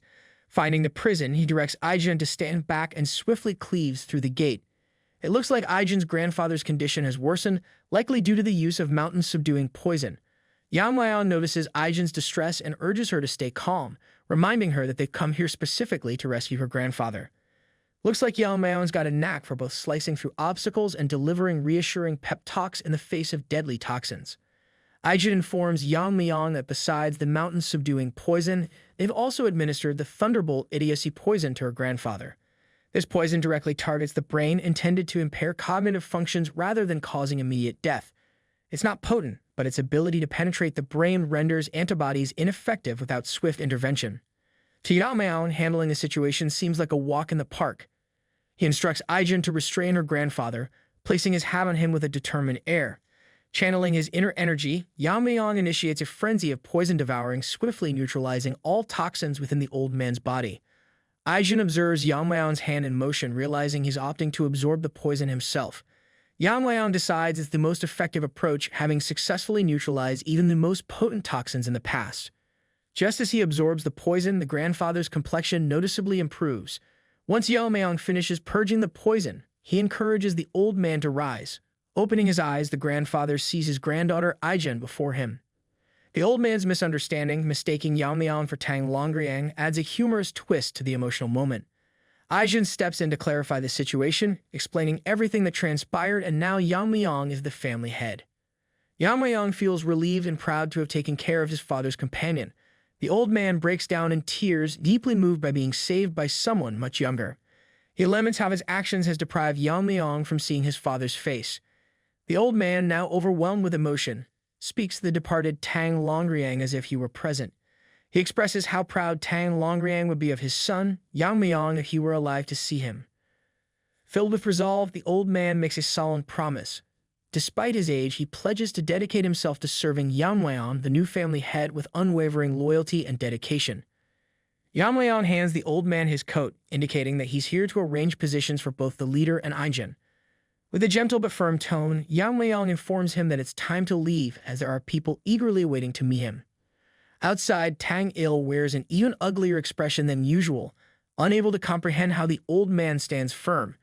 Realizing this decision came from the family head, Tang Il internally acknowledges that a direct confrontation would be unwise, recalling his ruthless actions against the elders. Nonetheless, the audacious Tang Il attempts to assert dominance over Yeon-myeong, warning him of their crucial financial role within the clan and suggesting that without them, the clan would crumble. Yeon-myeong, sensing Tang Il's misguided confidence, turns cold and tersely allows him his final words. He then turns to the old man, inviting him to speak, but Tang Il arrogantly ignores the offer, attempting to flee the scene to avoid potential consequences. However, as he tries to escape, his body suddenly seizes up. He's been struck by a poison needle. Yeon-myeong explains that this poison needle is crafted by Aijin herself, and this demonstrates her skill and readiness, qualifying her to take Tang Il's place. With a decisive move, Yeon-myeong retrieves the needle and Tang Il collapses, meeting his end. Seeing Tang Il dead, the remaining members of Medicine King Hall flee in fear, but the Bongwi Brigade, under Yeon-myeong's command, swiftly moves to eliminate them as ordered. The clan members are left in shock at the sudden disappearance of the Medicine King Hall and the deaths of its members. Meanwhile, a group of pretentious slumdogs, pretending to be experts, argue that the Tang clan owes its survival to the Medicine King Hall and eliminating them was a foolish move. Meanwhile, Yeon-myeong gazes intently at the inner pill. Aijin's grandfather warns him that leaving the pill unsealed could lead to someone like Tang Il appearing again, so he offers to deliver it to Yeon-myeong once the poison effects have subsided. Yeon-myeong, eager and covetous like a dog eyeing a big bone, tells the old man that he'll just take it right away. The old man looks confused and advises Yeon-myeong that if he doesn't intend to use the pill immediately, it would be safer to keep it where it is. Yeon-myeong, understanding the potency of the poison within the pill, sees it as an invaluable asset. He assures the old man that he wouldn't casually discard something so precious, referring to the poison's potency rather than the pill itself. Yeon-myeong places his hand atop the pill, beginning to absorb its potent poison. Just as he absorbs it, he reflects on its extreme potency, typical of an inner pill from a spirit residing in lava. Compared to the demonic fire dragon poison, this poison seems mild. Yeon-myeong considers that if an ordinary person were to ingest it in its raw form, the poison's power could likely incinerate them from within. More importantly, despite the inner pill's potent poison, Yeon-myeong reflects that it pales in comparison to the infamous Tang family's 10 poisons. He resolves to delve deeper into understanding of those formidable 10 poisons. Looking at the pill after the refinement process, Yeon-myeong senses the potent energy of the spirit now ready for consumption. He then heads to his mother's new chambers and knocks on the door. Upon receiving permission, Yeon-myeong enters to find his mother waiting for him. His mother, the Poison Phoenix, never expected to return to the main house. She considers herself lucky to have a child like him.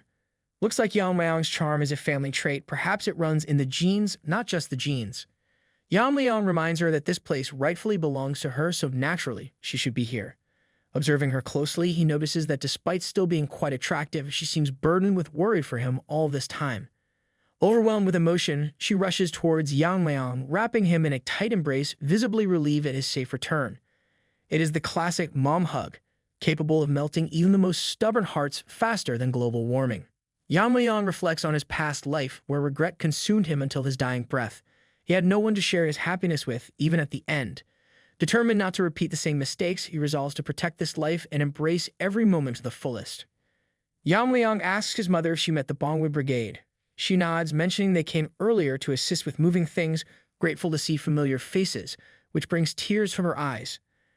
Curious about what he's holding, she inquires. Yeon-myeong reveals it's a gift, a 10,000-year fire carp pill. Instantly, she recognizing it. Yeon-myeong informs her that all she needs to do is use the pill. She believes the pill will benefit Yeon-myeong more, especially since he will lead the Tang clan. Yeon-myeong laughs gently, explaining that he knows the limits of the inner pill. He embraces her, reassuring her that the pill won't enhance his strength any further. Just as Yeon-myeong releases his inner energy, his mother is astonished. She asks if he has reached the fire realm, and Yeon-myeong confidently confirms her question. She's thrilled that her son has achieved such a milestone, which should be cause for celebration. However, she worries that if this knowledge gets out, it could make the Tang family a target for attacks. Yeon-myeong tells his mother that he wants her to live a long life, even incorporating his father's share. He urges her to consume the dissipated pill quickly. She reflects that perhaps she worried too much, realizing it's natural for a mother to protect her child, even if he's in the fire realm.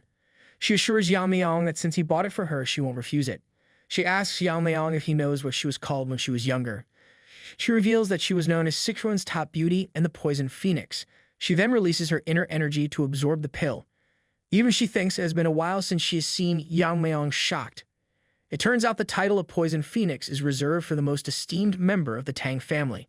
While she acknowledges she may not match Yeon-myeong's skills, she considers herself a pretty impressive artist in her own right. With the pill enhancing her inner energy, she dives straight into cultivating, determined to elevate herself. Looks like mom's not just leveling up her inner energy, she's upgrading her artistic prowess too. Yeon-myeong feels shocked for a moment.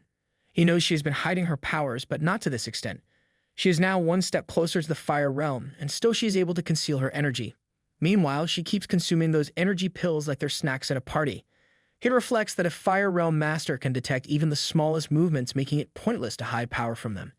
However, she has managed to conceal her abilities from Yeon-myeong as well, which shocks him even more. She has already reached the state before enlightenment and is now absorbing the spirituality of the inner pill. It's like she's a ninja at a magic show, pulling off tricks that leave everyone in awe. According to Yeon-myeong, she might be able to overcome the limit. However, this means she is likely to face a problem. The method of absorbing the inner pill is simple. Take the spirituality of the inner pill, absorb it into the body, internalize it, and repeat until it's all absorbed. It's like eating a bag of chips, one chip at a time until the whole bag is gone, but with a lot more mystical energy and fewer crumbs. Yeon-myeong's mother wonders if it's even possible to absorb such an absurd amount of energy. The spirituality of the pill is slowly disappearing, and now she's worried about what to do next. At this rate, the pill will vanish before she absorbs even half of it. Suddenly, a hand enters her spiritual space. It's Yeon-myeong's hand. He reminds her that enlightenment doesn't come from overthinking. Instead, she must observe her surroundings, analyze, and mainly imitate them. It's like learning dance moves by watching a pro, just with more spirituality and fewer fancy footwork. This time, Yeon-myeong gives her a little push. His energy starts touching the inner pill and slowly fuses with it. She observes the technique and realizes it's the Tang family's poisonous vital azure radiant heart technique. She figures out how it should be done.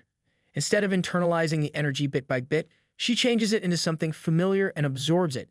Soon enough, she gains enlightenment and absorbs all the energy inside the inner pill.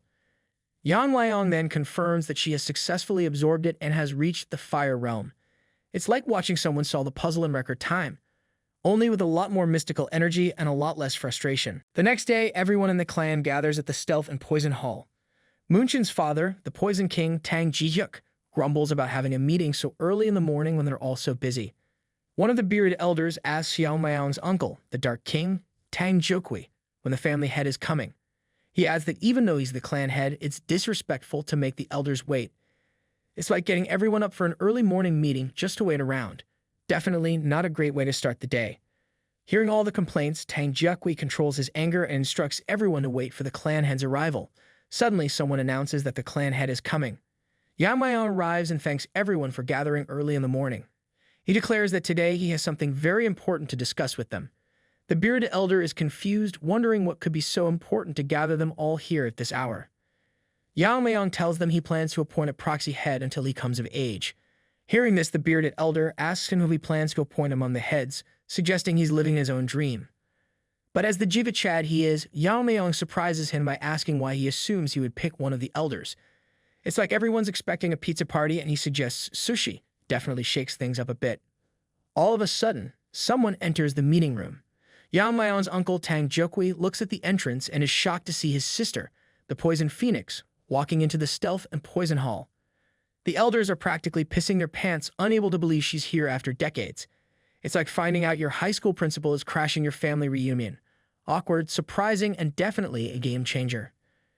Yeon-myeong thinks she's the most deserving of the position after being held responsible for the invasion that led to her being dragged down from the head position by the Council of Elders. She announces to everyone that she has seen a lot of familiar faces and she won't hold herself back any longer. It's like the comeback kid finally getting her moment to shine. Definitely stirring up some serious drama in the Stealth and Poison Hall. She apologizes to everyone for being late. The night before the proxy appointment, during her bath, she reflected on how glad she was to have ascended to the Fire Realm. However, the biggest problem is that she's struggling to get used to the gunk leaving her body. She even accidentally showed this embarrassing sight to a servant, but the main issue remains she's still adjusting to her newfound strength. However, after ascending to the Fire Realm, she finally understands Yeon-myeong better and realizes that he has reached the highest state possible in the Fire Realm. It's like upgrading to a new phone and struggling with the new features. Definitely a learning curve, even for a skilled practitioner. Currently, according to her knowledge, only the leader of the Black Death Alliance has ascended to the Fire Realm. To reach a realm similar to him, she wonders what her son must have gone through during the competition. It's like trying to piece together a puzzle with missing pieces. She looks forward to having a meaningful conversation with her son for the first time in a while. Later, Yeon-myeong congratulates his mother on reaching the Fire Realm, but she attributes all the credit to him and invites him to sit down. They have a heartfelt conversation until she asks Yeon-myeong how he attained the Fire Realm. She still can't believe he achieved this state at such a young age. It's like watching your child perform magic tricks, both astonishing and a bit surreal. Yeon-myeong hesitates on how to answer her, knowing it will be hard for her to believe he reached enlightenment due to memories of his past life. He considers using the competition as an excuse and asks her if she knows how one of the 10 poisons got smuggled out. She confirms she's heard about it, mentioning that the winner of the competition was awarded the Fire Dragon poison. Yeon-myeong then reveals that he drank that Fire Dragon poison, somehow absorbed it, and reached enlightenment. She goes blank, stunned by his revelation. While he wasn't lying, he also wasn't telling the whole truth. It's like dropping a bombshell in the middle of a quiet room, definitely leaves her speechless and questioning everything. Suddenly, she is worried, asking him how could he take something like that. Yeon-myeong tries to calm her down, reassuring her that he's perfectly fine. He explains that during a battle, he was addicted to poisons and absorbing the Fire Dragon poison helped him reach enlightenment and ascend to the Fire Realm. Hearing all of this, his mother finds it hard to believe at first, but after some thought, she becomes convinced. Yeon-myeong is relieved that she accepted it so quickly. Her mother changes the topic and asks Yeon-myeong about the rumor she heard from the servant while she was bathing, that Yeon-myeong was getting rid of the medicine from King Hall. Yeon-myeong decides it's best to be honest with her, especially since it involves his father. He explains everything to her during a long conversation. After hearing the full story, she tells Yeon-myeong that she had her suspicions and feels sorry for Aijun, knowing she must have endured a lot. It's like discovering a family secret that changes everything. Definitely a mix of understanding and concern for everyone involved. She requests Yeon-myeong and explains that she had been living in the family as if she were dead, afraid of losing her only child after losing her husband. However, she expresses that she's had enough and if he allows it, she will protect him from now on even though she may not be as strong as him. Meanwhile, in the present, everyone is shocked to see the poison phoenix and can't believe she still looks the same. Some jokingly wonder if she's secretly ascended. Her brother, Tang Yeon-myeong, is overjoyed and loudly declares that everyone should congratulate Yeon-myeong's mother, as she will be the new head of the Tang family. The bearded elder turns into a turd, utterly unable to believe that she is being promoted to the head position instead of just a proxy. She graciously thanks everyone and explains that while she will be the head for now, it's temporary until her son comes of age. Her brother, Tang Yeon-myeong, starts crying upon hearing this news, while the rest of the gathering, especially the bearded elder, are left feeling like they've just sat on a hot bike. Since being entrusted with the position of the head, she plans to rebuild the foundation of the Tang family, which has been in disarray. Her actions are unconventional from the start. The first thing she does is remove the name of the collapsing medicine King Hall and rename it. Tang Hoil, Aijun's grandfather, is appointed as the head surgeon, with Aijun herself appointed as the second in command. It's a bold move, like renovating a historic building with a fresh new twist, definitely shaking things up for the Tang family. Moving on to Yuri's father, he is appointed as the general manager and is tasked with launching a full investigation into Gassen. He quickly discovers the elder's embezzlement books and recovers a substantial amount of money, enough to sustain the clan's maintenance for the time being. As for Moonshin's father, Tang Ji-hyuk, the head of the Stealth and Poison Hall, he is removed from his position. Additionally, most of the elders who embezzled from the family are also removed from their positions, and even those who weren't elders but used their positions for any form of embezzlement were also stripped of their roles. All these changes happen within a matter of days, like a whirlwind sweeping through the clan, cleaning up and reorganizing everything in its path. It's like a rapid-fire cleanup operation, definitely shaking up the status quo in record time. Yeon-myeong thinks his mother is truly an amazing person. Our Jigga-chad enjoys the newfound beauty of the Tang family under his mother's leadership. She has resolved all of the clan's internal issues swiftly. Initially, Yeon-myeong just wanted a simple life with his mother, but now he finds himself surrounded by friends, trusted guards, and hundreds of Tang family members. He feels a growing responsibility to protect them all. It's like going from a solo act to leading a full orchestra. Definitely a shift into a more complex, but fulfilling, role for Yeon-myeong. There was a time when keeping his body healthy was challenging as he struggled with resentment about his existence. His goal now is to become stronger, ensuring that no one can harm the Tang family. Whether it's the Black Alliance, that demon pervert, or anyone else, they will never be able to threaten the Tang clan. It's like stepping into a role of protector and guardian, determined and unwavering in his resolve to defend his family. Meanwhile, in the fortress of the Black Death Alliance, their evil leader Yu Kiljun ponders the fact that the Tang clan has a new head now. Just then, a woman named Yu Seorian, who is the transforming heart sect leader, asks him if she can speak. He gives her the go-ahead, probably hoping for some good news for a change. Yu tells him that Mak In-hu, the one who invaded the test, was defeated by the current head. Yu Kiljun sighs, thinking about how he needs better minions, maybe ones that come with user manuals. Yu elaborates on how Mak In-hu is quite famous and well-known for his strength, practically the celebrity of bad guys. She requests that the leader destroy the Tang clan before they can regain their old position, suggesting they strike before the Tang clan can start selling "We're back" t-shirts. Yu Kiljun, ever the pragmatist, questions why he should bother with such a task. Yo, however, just won't let it go. She insists that killing Mak In-hu is the same as challenging him, the Great Black Death Alliance leader. Yu Kiljun starts wondering if he should invest in earplugs or a hobby that doesn't involve world domination. Yu Kiljun gets increasingly irritated by the constant chatter from Yu. Anger, he reminds her that he had warned her the other day to leave the Tang clan alone, as he has plans to use them one day. He points out that it was Mak In-hu who disobeyed his orders and attacked the Tang clan, practically putting a kick-me sign on his own back. Yu Kiljun emphasizes that it was actually Mak In-hu who opposed him. He expresses relief that Mak In-hu met his end at the hands of the Tang clan's head. After all, if Mak In-hu had returned alive after such disobedience, he would have faced punishment anyway. However, Yu Kiljun still finds it intriguing that the new head managed to kill Mak In-hu, considering Mak In-hu wasn't someone who would go down without a fight.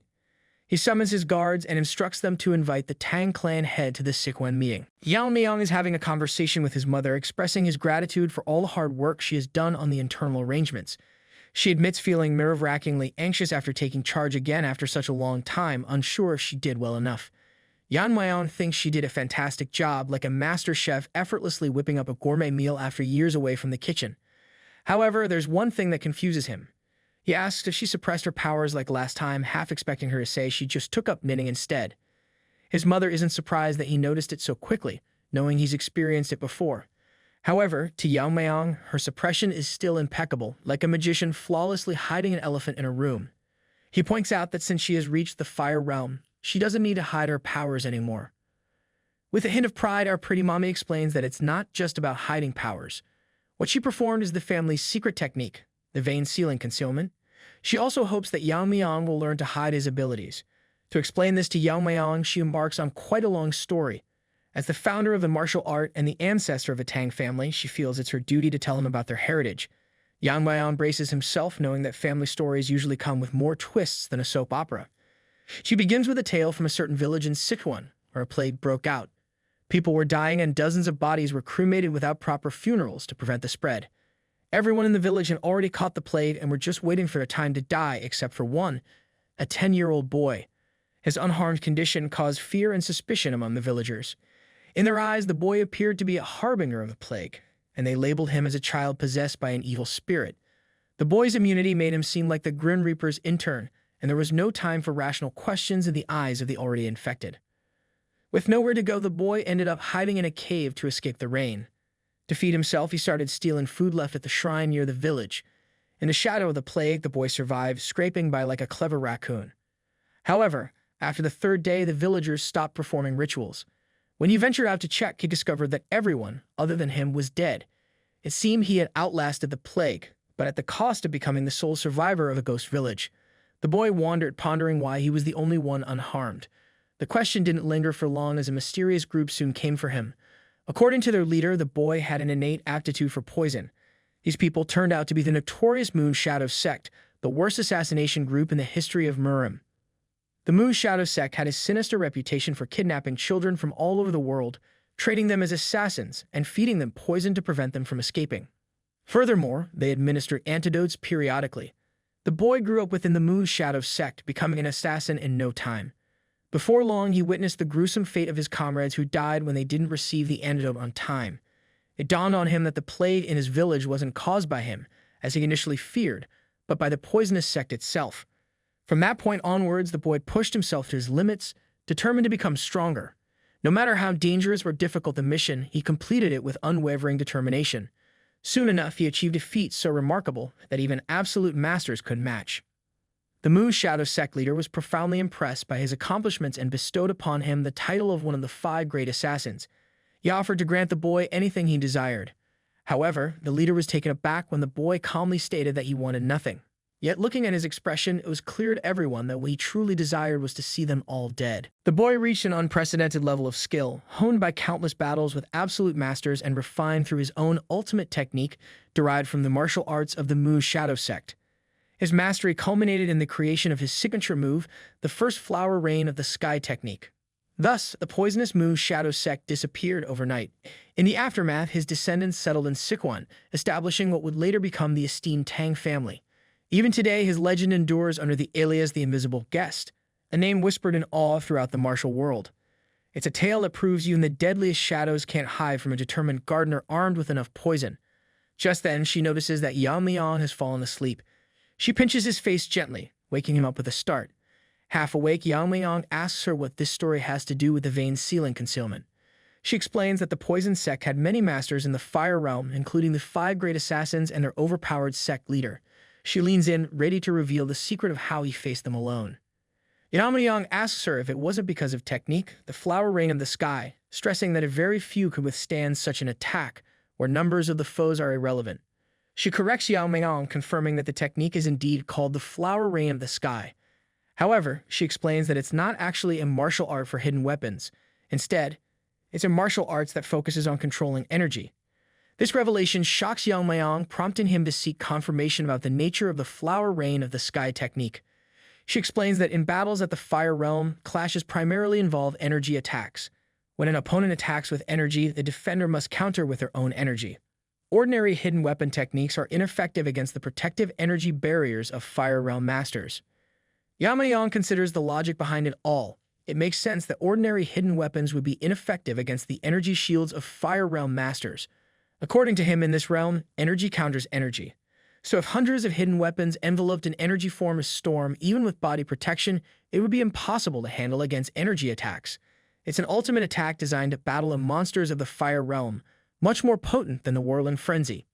But what confuses Yeon-myeong is that no matter how skilled a master is at maintaining their energy levels, it's almost impossible to sustain such a high amount of internal energy. His mother, who seems to have a knack for understanding his thoughts, figures out his dilemma. She suggests that the answer lies within the vein sealing concealment. It seems even in the world of martial arts, the secret to managing energy might just be a well-kept family tradition, like the perfect pot roast recipe. His mother explains that the basic principle of the vein sealing concealment involves compressing all the internal energy flowing through the meridians, concentrating it into one of the 12 main meridians. Then, using true energy to block the flow of internal energy, it seals it within that meridian. This way, internal energy doesn't flow freely, but is encapsulated and contained by true energy. It's like vacuum sealing leftovers, but for martial arts energy, keeping everything fresh and contained until it's ready to be unleashed.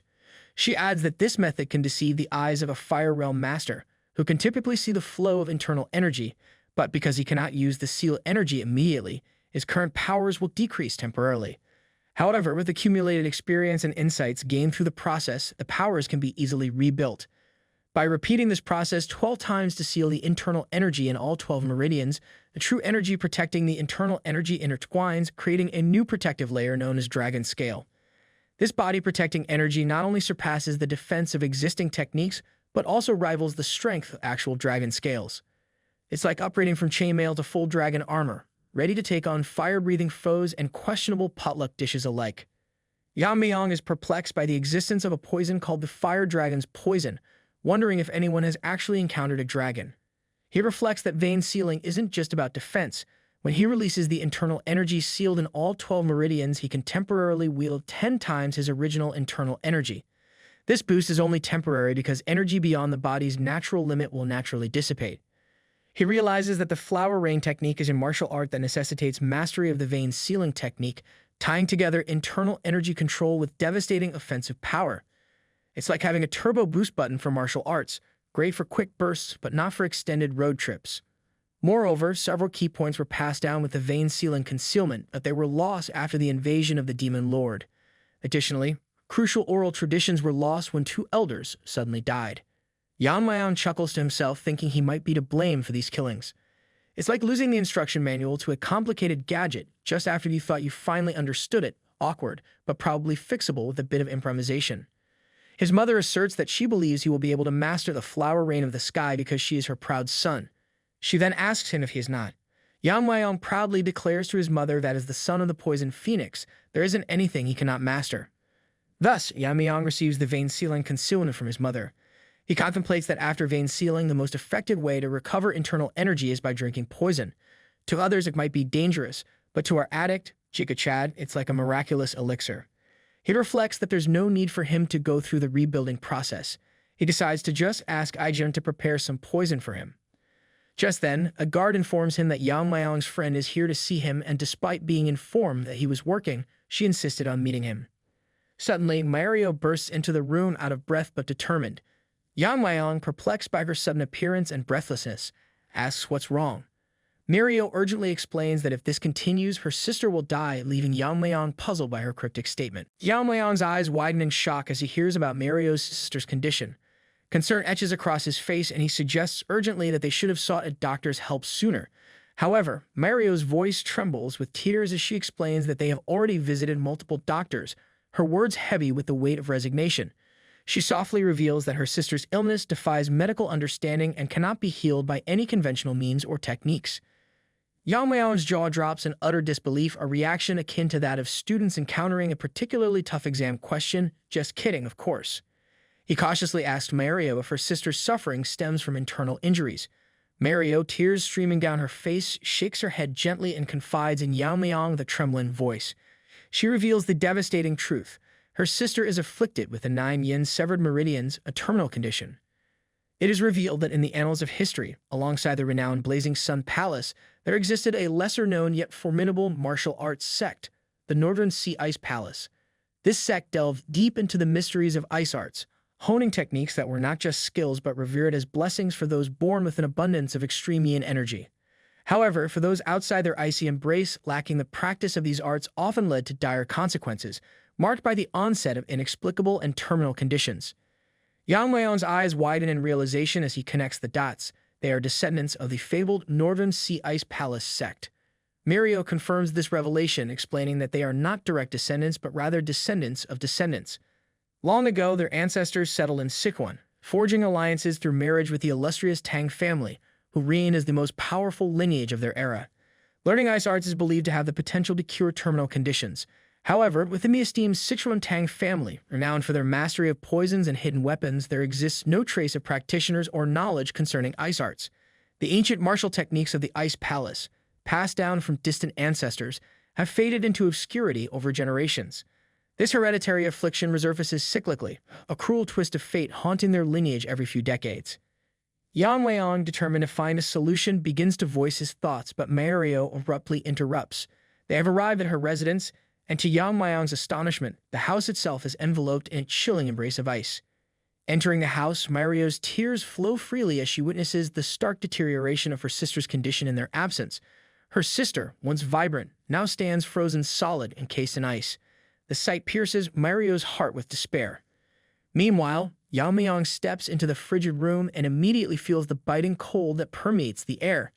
It is so chilling that he senses its potential to freeze not just objects, but hope itself. The severity of the situation dawns upon him, surpassing any expectations he might have had. Turning to Mario with a heavy heart, Yeon-myeong speaks solemnly, his voice tinged with regret. He urges her to listen carefully, gently explaining that he cannot offer any guarantees regarding her sister's survival. Upon hearing Yeon-myeong's devastating assessment, Mario's world seems to shatter around her. She stands in disbelief, unable to fully comprehend the gravity of the situation unfolding before her. Yeon-myeong gently continues, explaining the delicate balance her sister has maintained, resisting the invasive cold energy with her own innate strength. Yet he gravely informs Mario that her sister has now reached her limit. Unconscious and fighting to survive, she channels all her remaining energy into sealing her veins against the freezing encroachment. Mario, overwhelmed with grief and misunderstanding Yeon-myeong's intent, collapses into uncontrollable sobs. She mourns bitterly, convinced that there is no conceivable way to save her beloved sister from this icy fate.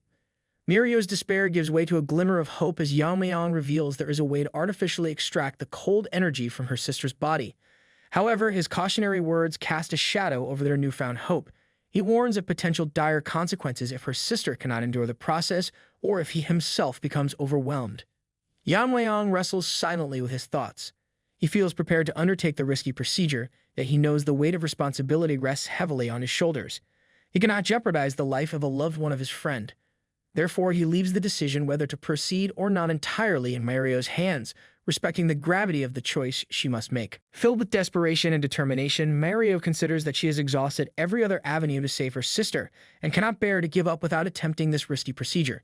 Despite understanding the danger it poses to both her sister and Yeon-myeong, Mario's love for her sibling compels her to make a resolute decision. She instructs Yeon-myeong to proceed and save her sister at any cost. Yeon-myeong, now committed to the daunting task ahead, prepares meticulously for the procedure. In the next scene, as preparations begin, Mario watches with a furrowed brow as Yeon-myeong and his assistants move to undress her sister. She can't help but voice her skepticism, questioning aloud why such a step is necessary in their efforts to save her. Yeon-myeong patiently explains to Mario that clothing can obstruct the flow of energy needed for the extraction process, leaving them with no choice but to undress her sister. With careful deliberation, he prepares to infuse energy directly into her sister's head, intending to methodically remove the cold from each of the 9 meridians, one by one. Initially successful in extracting the cold from the glabella, Yeon-myeong shifts his focus to the heart meridian. As he proceeds, he senses a crucial point that demands his attention. Without hesitation, he continues with the extraction process. Suddenly, the cold's intensity amplifies drastically, enveloping Yeon-myeong in a chilling grip that threatens to overwhelm him. The intensity of the cold shows no signs of relenting, transforming their home surroundings into a scene resembling a budget Everest expedition. Mario, gripped by fear, observes with alarm as half of Yeon-myeong's body becomes encased in ice. Undeterred by the perilous conditions, Yeon-myeong persists in his task. With unwavering determination, he successfully extracts the icy grip from the inner meridians of his upper body, one by one. However, the biting cold now exceeds the limits of what his own body can endure. Aware of the danger, Yeon-myeong weighs his options carefully. Continuing the extraction risks freezing himself solid, a precarious situation likened to microwaving a burrito without a plate, a risky move indeed. Pausing amidst the icy turmoil, Yeon-myeong takes a moment to gather his thoughts. Reflecting on the dire situation, he muses to himself that dealing with poison might actually seem simpler in comparison to the current predicament. Suddenly, a memory from his past surfaces vividly in his mind. The wise words of Aijin's grandfather from the Medicine King Hall. The elder had once imparted a profound insight that medicine and poison, despite their apparent differences, share a fundamental similarity. Both substances can become harmful if their concentration surpasses the body's capacity to handle them. It's akin to attempting to add just the right amount of spice to your ramen, only to accidentally create a dish fit for a dragon. Realizing the parallels between the excessive yang energy that transforms into fire poison and the overwhelming cold that can be likened to a cold poison, Yeon-myeong draws on his extensive knowledge. He recalls the teachings of the poison purification technique, a method that could potentially counteract the effects of toxic elements within the body. With resolute determination, Yeon-myeong begins to employ the poison purification technique. His body reacts instinctively, responding to the intense cold that threatens to freeze him to the core. Since a lot of cold has already been extracted, it is going to resist fiercely. Yet he remains steadfast, understanding that as long as this icy force is recognized as a poison, it can be neutralized without posing a further threat. Drawing upon his expertise, Yeon-myeong begins to consume the cold energy. Moment by moment, he absorbs the freezing essence, effectively purging it from the Ice Queen's body. Gradually, the relentless chill within her dissipates and her eyes flutter open, awakening from her icy slumber. Startled by the sensation of Yeon-myeong's hand on her bare stomach, the Ice Queen's cheeks flush with embarrassment. It's a moment akin to waking up from a nap to find your crush staring right at you, caught off guard and unsure how to react. As the realization sinks in, she shifts her gaze and notices Mario nearby, sobbing uncontrollably. Their eyes meet in a flood of shared emotion, and without a word, both women break down in tears. It's a release of pent-up fear, relief, and overwhelming gratitude for the miracle that has unfolded before them. The two sisters share their heartfelt moment, and the new girl, Miso, turns to Mario and asks if Yeon-myeong is the one who rescued her. Mario confirms it, but Miso is puzzled as to why Yeon-myeong is still touching her stomach. Mario explains to Miso that Yeon-myeong is concentrating and suggests leaving him be until he wakes up. It's like trying not to disturb someone during their power nap, except this nap involves saving lives. Meanwhile, Yeon-myeong regards the cold energy as a miraculous drug. The internal energy exceeds his body's capacity to absorb it, but if left untouched, it will naturally dissipate. Seizing this opportunity, Yeon-myeong sees it as the perfect moment to absorb all the cold energy and open up his closed meridians. It's like finding a rare treasure chest and deciding it's time to unlock its secrets. While contemplating, one meridian is already filling with internal energy, prompting Yeon-myeong to wonder how many meridians he can fill once all the cold is absorbed. After absorbing all the cold, Yeon-myeong can't believe he has managed to fill 4 meridians, far exceeding his expectations. This achievement grants him 4 times the internal energy he originally had. However, it's unfortunate that his immediate strength has decreased because all the energy is currently stored in the meridians. He decides he has no choice but to supplement it by drinking poison. Maybe he thinks of poison like it's some sort of energy drink. It's like stocking up on batteries and then needing a quick recharge. Yeon-myeong takes another look and notices both girls staring at him. Startled, Yeon-myeong quickly removes his hand, feeling flustered. Miso assures him that he doesn't need to be concerned, as Mario has explained everything to her. Miso thanks Yeon-myeong and he reassures her that it's his duty as the family head to take care of their family. Just then, their father enters the scene to see one of his daughters half naked and the other resisting her. Misunderstanding the situation, their father erupts like a furious gorilla, shouting at Yeon-myeong. The girls quickly rush to the rescue, explaining to him how Yeon-myeong saved his daughter. Later, their father kneels to the ground, feeling remorseful for being rude to his savior. Yeon-myeong calmly explains to him that anyone in his place would have misunderstood the situation. Gradually shifting to a happier demeanor, the father expresses his deep gratitude for Yeon-myeong saving his daughters. The father of the girls then proceeds to tell Yeon-myeong that he settled in the Tang clan after falling in love with a woman who was part of the family. Unfortunately, his wife also suffered from a terminal condition and passed away. He spent all his savings searching for a cure to save his daughters, but it was all in vain. Overwhelmed by emotions, he tells Yeon-myeong that from now on, if he needs anything, he will always rush to his side. Yeon-myeong asks Mario's father why it's so quiet inside the trading company. Mario's father explains that since the Tang family weakened, the Black Death Alliance took over, and they rarely venture outside anymore. Yeon-myeong tells him they'll need to discuss it later. That's when he notices someone calling for him. It's our 2 girls. Miso thanks Yeon-myeong for saving her life, a favor they promised never to forget. Seeing her talk, Yeon-myeong gets flustered. Mario also thanks Yeon-myeong and assures him they'll find a way to repay him for sure. As Yeon-myeong leaves the scene, Miso asks him if he'll be alright, noticing his bewildered expression and wonders if something went wrong during her treatment. Mario, not missing a beat, puts on a wicked grin and teases Miso, suggesting she might be feeling sad because Yeon-myeong is leaving. Hearing this, Miso gets flustered and asks Mario if her behavior was that obvious. Mario, being a bit of a tease, tells her that it was very obvious and that such a reaction would be natural for anyone in her place. Mario reassures Miso not to worry, saying she's never seen a person more beautiful than Miso. As for Yeon-myeong, she thinks that although he didn't say anything, his reaction spoke volumes and he is surely conscious of her. Yeon-myeong finds himself lost in thoughts about a typical family one moment, and the next he's swept away in daydreams of marrying Miso, raising a future martial arts prodigy, and even witnessing their grandchild's wedding. It's daydreaming beyond one's wildest dreams, just like you guys dreaming of having a girlfriend in this lifetime. Yeon-myeong can't believe how just looking at someone could make him so nervous in this life. As he gazes up at the sky, he muses that this must be what ordinary life feels like. He yearns to revisit that feeling again. However, the current problem lies with the Black Death Alliance. While they didn't directly bring down the Tang family like the demon lord Pervert, their underlings meddled in the clan head contest. Moreover, as long as they linger in the province, a clash with them is inevitable someday. It's like having an unwanted guest who just won't leave the party. Meanwhile, in the Sinwa Hall of the Black Death Alliance's territory in Sichuan, a servant receives a scolding from Yu Seorian. She's visibly displeased by his report that the Tang family's influence has been rapidly growing. She demands to know if is all there is to it. With a dismissive wave, she asserts that whatever fate befalls those people, it's of no concern to her. After all, why stress over other people's drama when you've got your own? Yu seized with frustration, fueled by the rejection of her plea to attack the Tang clan, well aware of her limitations.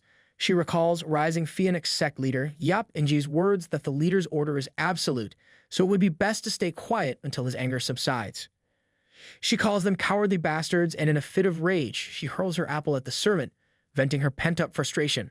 Yo wonders if both the new head and family head are said to be at the fire mastery realm or close to it. She reflects that all he says is to watch and wait. With her current self, she can't even avenge Mak Inhu and Jeon Yansong. She feels stuck, unable to act. However, just then, she gets an idea. If she can't move herself, she can at least play puppet master from the shadows. She then recalls the Death Alliance leader's order to send a letter to the Tang clan inviting the family head to the upcoming Sichuan gathering. With a sly smile, she thinks to herself that she can make her move then. She just cannot sit still, even now. When she closes her eyes, she hears Mak Inhu's cries for revenge. She resolves that unless she eradicates the Tang clan, her anger will not subside. Looking at her servant with an evil grin, she plots her next move. Judging her by her look, the servant immediately starts pleading. He asks Yeon to please forgive him just once. However, Yeon, the strange light coming from her eyes, burns the servant to ashes. It's like she's got the world's hottest laser pointer in her eyes. She then asserts look forward to it, Tang clan's family head kid, resolving that she will prepare a stage for him. Later, at the second elder's residence, Munchin's father, Tang Jae-hyuk, asks what they should do about their current situation. Ever since Tang Jae-hai, the poison phoenix, became the head of the family, their position has weakened. It's like their family name became synonymous with please step on me. The second elder, instead of giving a solution, wonders why Tang Jae-hyuk is asking him. He points out that if anyone thinks about it, all their problems are because of Tang Jae-hyuk and his son. Tang Jae-hyuk, not expecting that answer, retorts back, questioning why the second elder is bringing that up now. It's like bringing up who forgot to put the milk back in the fridge during a family crisis. Priorities, people. Pointing towards Munchin, the second elder says the problem is that brat. Munchin couldn't even gauge the opponent's strength and kept making enemies. Now Munchin and his father are ruining everything the second elder has built his entire life. It's like watching your sandcastle get kicked down by the tide repeatedly. Munchin, listening to all this, looks down and murmurs to himself, calling the second elder a disgusting old man who cannot even stand up to the head of the Tang family. He believes all their troubles are because of Tang Yeon-myeong. Munchin resolves that he will definitely heal his arm and take revenge. Tang Jae-hyuk asks the second elder what he plans to do now, mentioning how even the other elders find it hard to maintain their influence. The second elder, looking like he's pondering the meaning of life, replies that he's well aware of the situation and has made a decision. They are planning to leave the family. It's like deciding to ghost your family reunion because the drama's too much to handle. Meanwhile, guards from the Bongwood Brigade guide Yeon-myeong to the storehouse where the Tang family's extreme poisons and toxins are kept. This place is ominously named the Poison of Poisons Warehouse. Yeon-myeong reflects that originally this place was managed by the third elder, but due to neglect, it fell into his lap along with the poison hall. It's like inheriting a haunted house but with deadly chemicals instead of ghosts. Just as he arrives at the gate of the warehouse, the guards standing there greet him. Maybe they're just excited to see someone who's not trying to steal deadly toxins for once. Yeon-myeong thanks the guards for their hard work. However, before he enters, a guard hands him a small ball, saying he should take it before going in. Curious, Yeon-myeong asks what it is. The guard replies with a straight face that it's a dead before you go in ball, a poison-repelling pearl. It's like having a tiny, life-saving poke ball in your pocket. The guard explains that just holding it in his mouth will filter out most poisons and keep them from invading his body. Yeon-myeong declines the guard's offer of the poison-repelling pearl. The guard is surprised and asks why. Yeon-myeong explains that since it's meant to be held in the mouth, many people, including the third elder, have probably used it before. It's like passing around a lollipop at a daycare. Germs, anyone? The guard reassures him that it is clean after each use, he promised. But Yeon-myeong remains adamant, saying he doesn't need it because he's confident he won't get poisoned regardless. The guard argues that even if he's immune to poison, Yeon-myeong should take it. Irritated, Yeon-myeong gives a playful tap on the guard's head, and suddenly, the guard collapses unconscious on the ground. Yeon-myeong then commands the other guard to open the warehouse gate. The other guard obliges, probably thinking it's safer not to argue with Poison Phoenix's son. Just as Yeon-myeong enters the warehouse, he's pleasantly surprised to see that it's well maintained. It's like finding your childhood toys perfectly preserved in the attic, except these toys can kill you. He wonders aloud if it's because this is where they store the 10 toxins, or maybe they just have a really dedicated janitorial staff. As Yeon-myeong moves forward, he quickly realizes why the first guard was so hesitant to let him enter without the poison-repelling pearl. He reflects that if an ordinary warrior had entered without it, they would have been in serious trouble. It's like trying to navigate a minefield blindfolded, dangerous, and definitely not recommended for a casual stroll. Though his inner strength has decreased due to his meridians being sealed by the poison vein stimulation technique, the concentration of the poisonous air is markedly different. Fortunately, for someone like him who has mastered the poison-refining heart technique, it's as pure as a freshly sanitized room. He can already feel his inner strength replenishing, but it's clear he's far from being able to use his martial arts like before. It seems he needs to consume poisons equivalent to the 10 toxins. According to family regulations, he can't use the 10 toxins for personal consumption. However, if the recipe remains, he could ask Aijun to make it. As he ventures deeper into the warehouse, Yeon-myeong gets a strange feeling and starts wondering what it is. He realizes the airflow in this part is distorted, like it's practicing its dance moves in a mirror. He wonders aloud why there's a formation in the Tang family's poison storage. It's not like they're hosting a poison-themed escape room. Drawing his dagger, he decides to investigate. With a dramatic flourish, he tears apart the formation, half expecting to find a hidden treasure trove or maybe a secret stash of ancient snacks. To his surprise, it reveals a passageway leading to who knows where. Looks like someone left the back door open. As he moves forward, Yeon-myeong discovers a talisman labeled with prohibited and sealed. He realizes it's not the Jegal family's style, but rather a magician's formation. He scratches his head, wondering about the magician behind it. Recalling his past life, he remembers his master's fascination with swords while these magicians were all about sorcery. They were probably the type to try turning lead into gold or maybe summoning pizza on demand. In his master's quest for sword mastery and their obsession with sorcery, they sought to transcend human limits and achieve immortality. He recalls being tossed into a magician's formation for training, a place teeming with beasts whose names he couldn't even pronounce. He chuckles, remembering how magicians are usually selfish, only bothering with things that pique their interest. Like conjuring up pizza at 3 a.m., he scratches his head, wondering why there's a magician's formation tucked away inside the Tang family's poison stash. It's like finding a gourmet kitchen in a haunted house, unexpected and slightly confusing. In a flashback, his master teaches him about magicians, describing them as inherently selfish creatures obsessed with spirits and demons, all chasing after immortality like it's the last piece of pizza at a party. His master explains that building a relationship with magicians is straightforward. If someone beats them up every day for no reason, they eventually beg to have a conversation. It's like the weirdest form of friendship advice, maybe more effective than offering them a slice of pizza. In the present moment, Yeon-myeong doubts anyone in the Tang family thinks like his master did. There must be something within the Tang family that intrigues certain magicians. If the poison is leaking out despite being sealed with hundreds of talismans, it must possess incredible toxic power. He reflects that initially he planned to transcribe the recipe for the 10 toxins if it was still available. But this discovery seems far more intriguing. With curiosity piqued, he moves forward to investigate further. It's like choosing between deciphering ancient scrolls or stumbling upon a live magic show. Sometimes the unexpected choice is the most exciting. Meanwhile, the magician has detected an intruder breaching the seal, and it's no ordinary guest. Nevertheless, this intrusion doesn't concern him much. His primary desire is simply to be released. Yeon-myeong reaches a corner of the warehouse where he discovers a jar tightly wrapped in talismans. He wonders if this could be where the 10th of the Tang family's 10 toxins, rumored to be completely lost, was hidden. However, a sense of foreboding washes over him. He contemplates what kind of poison could warrant such extreme measures of protection.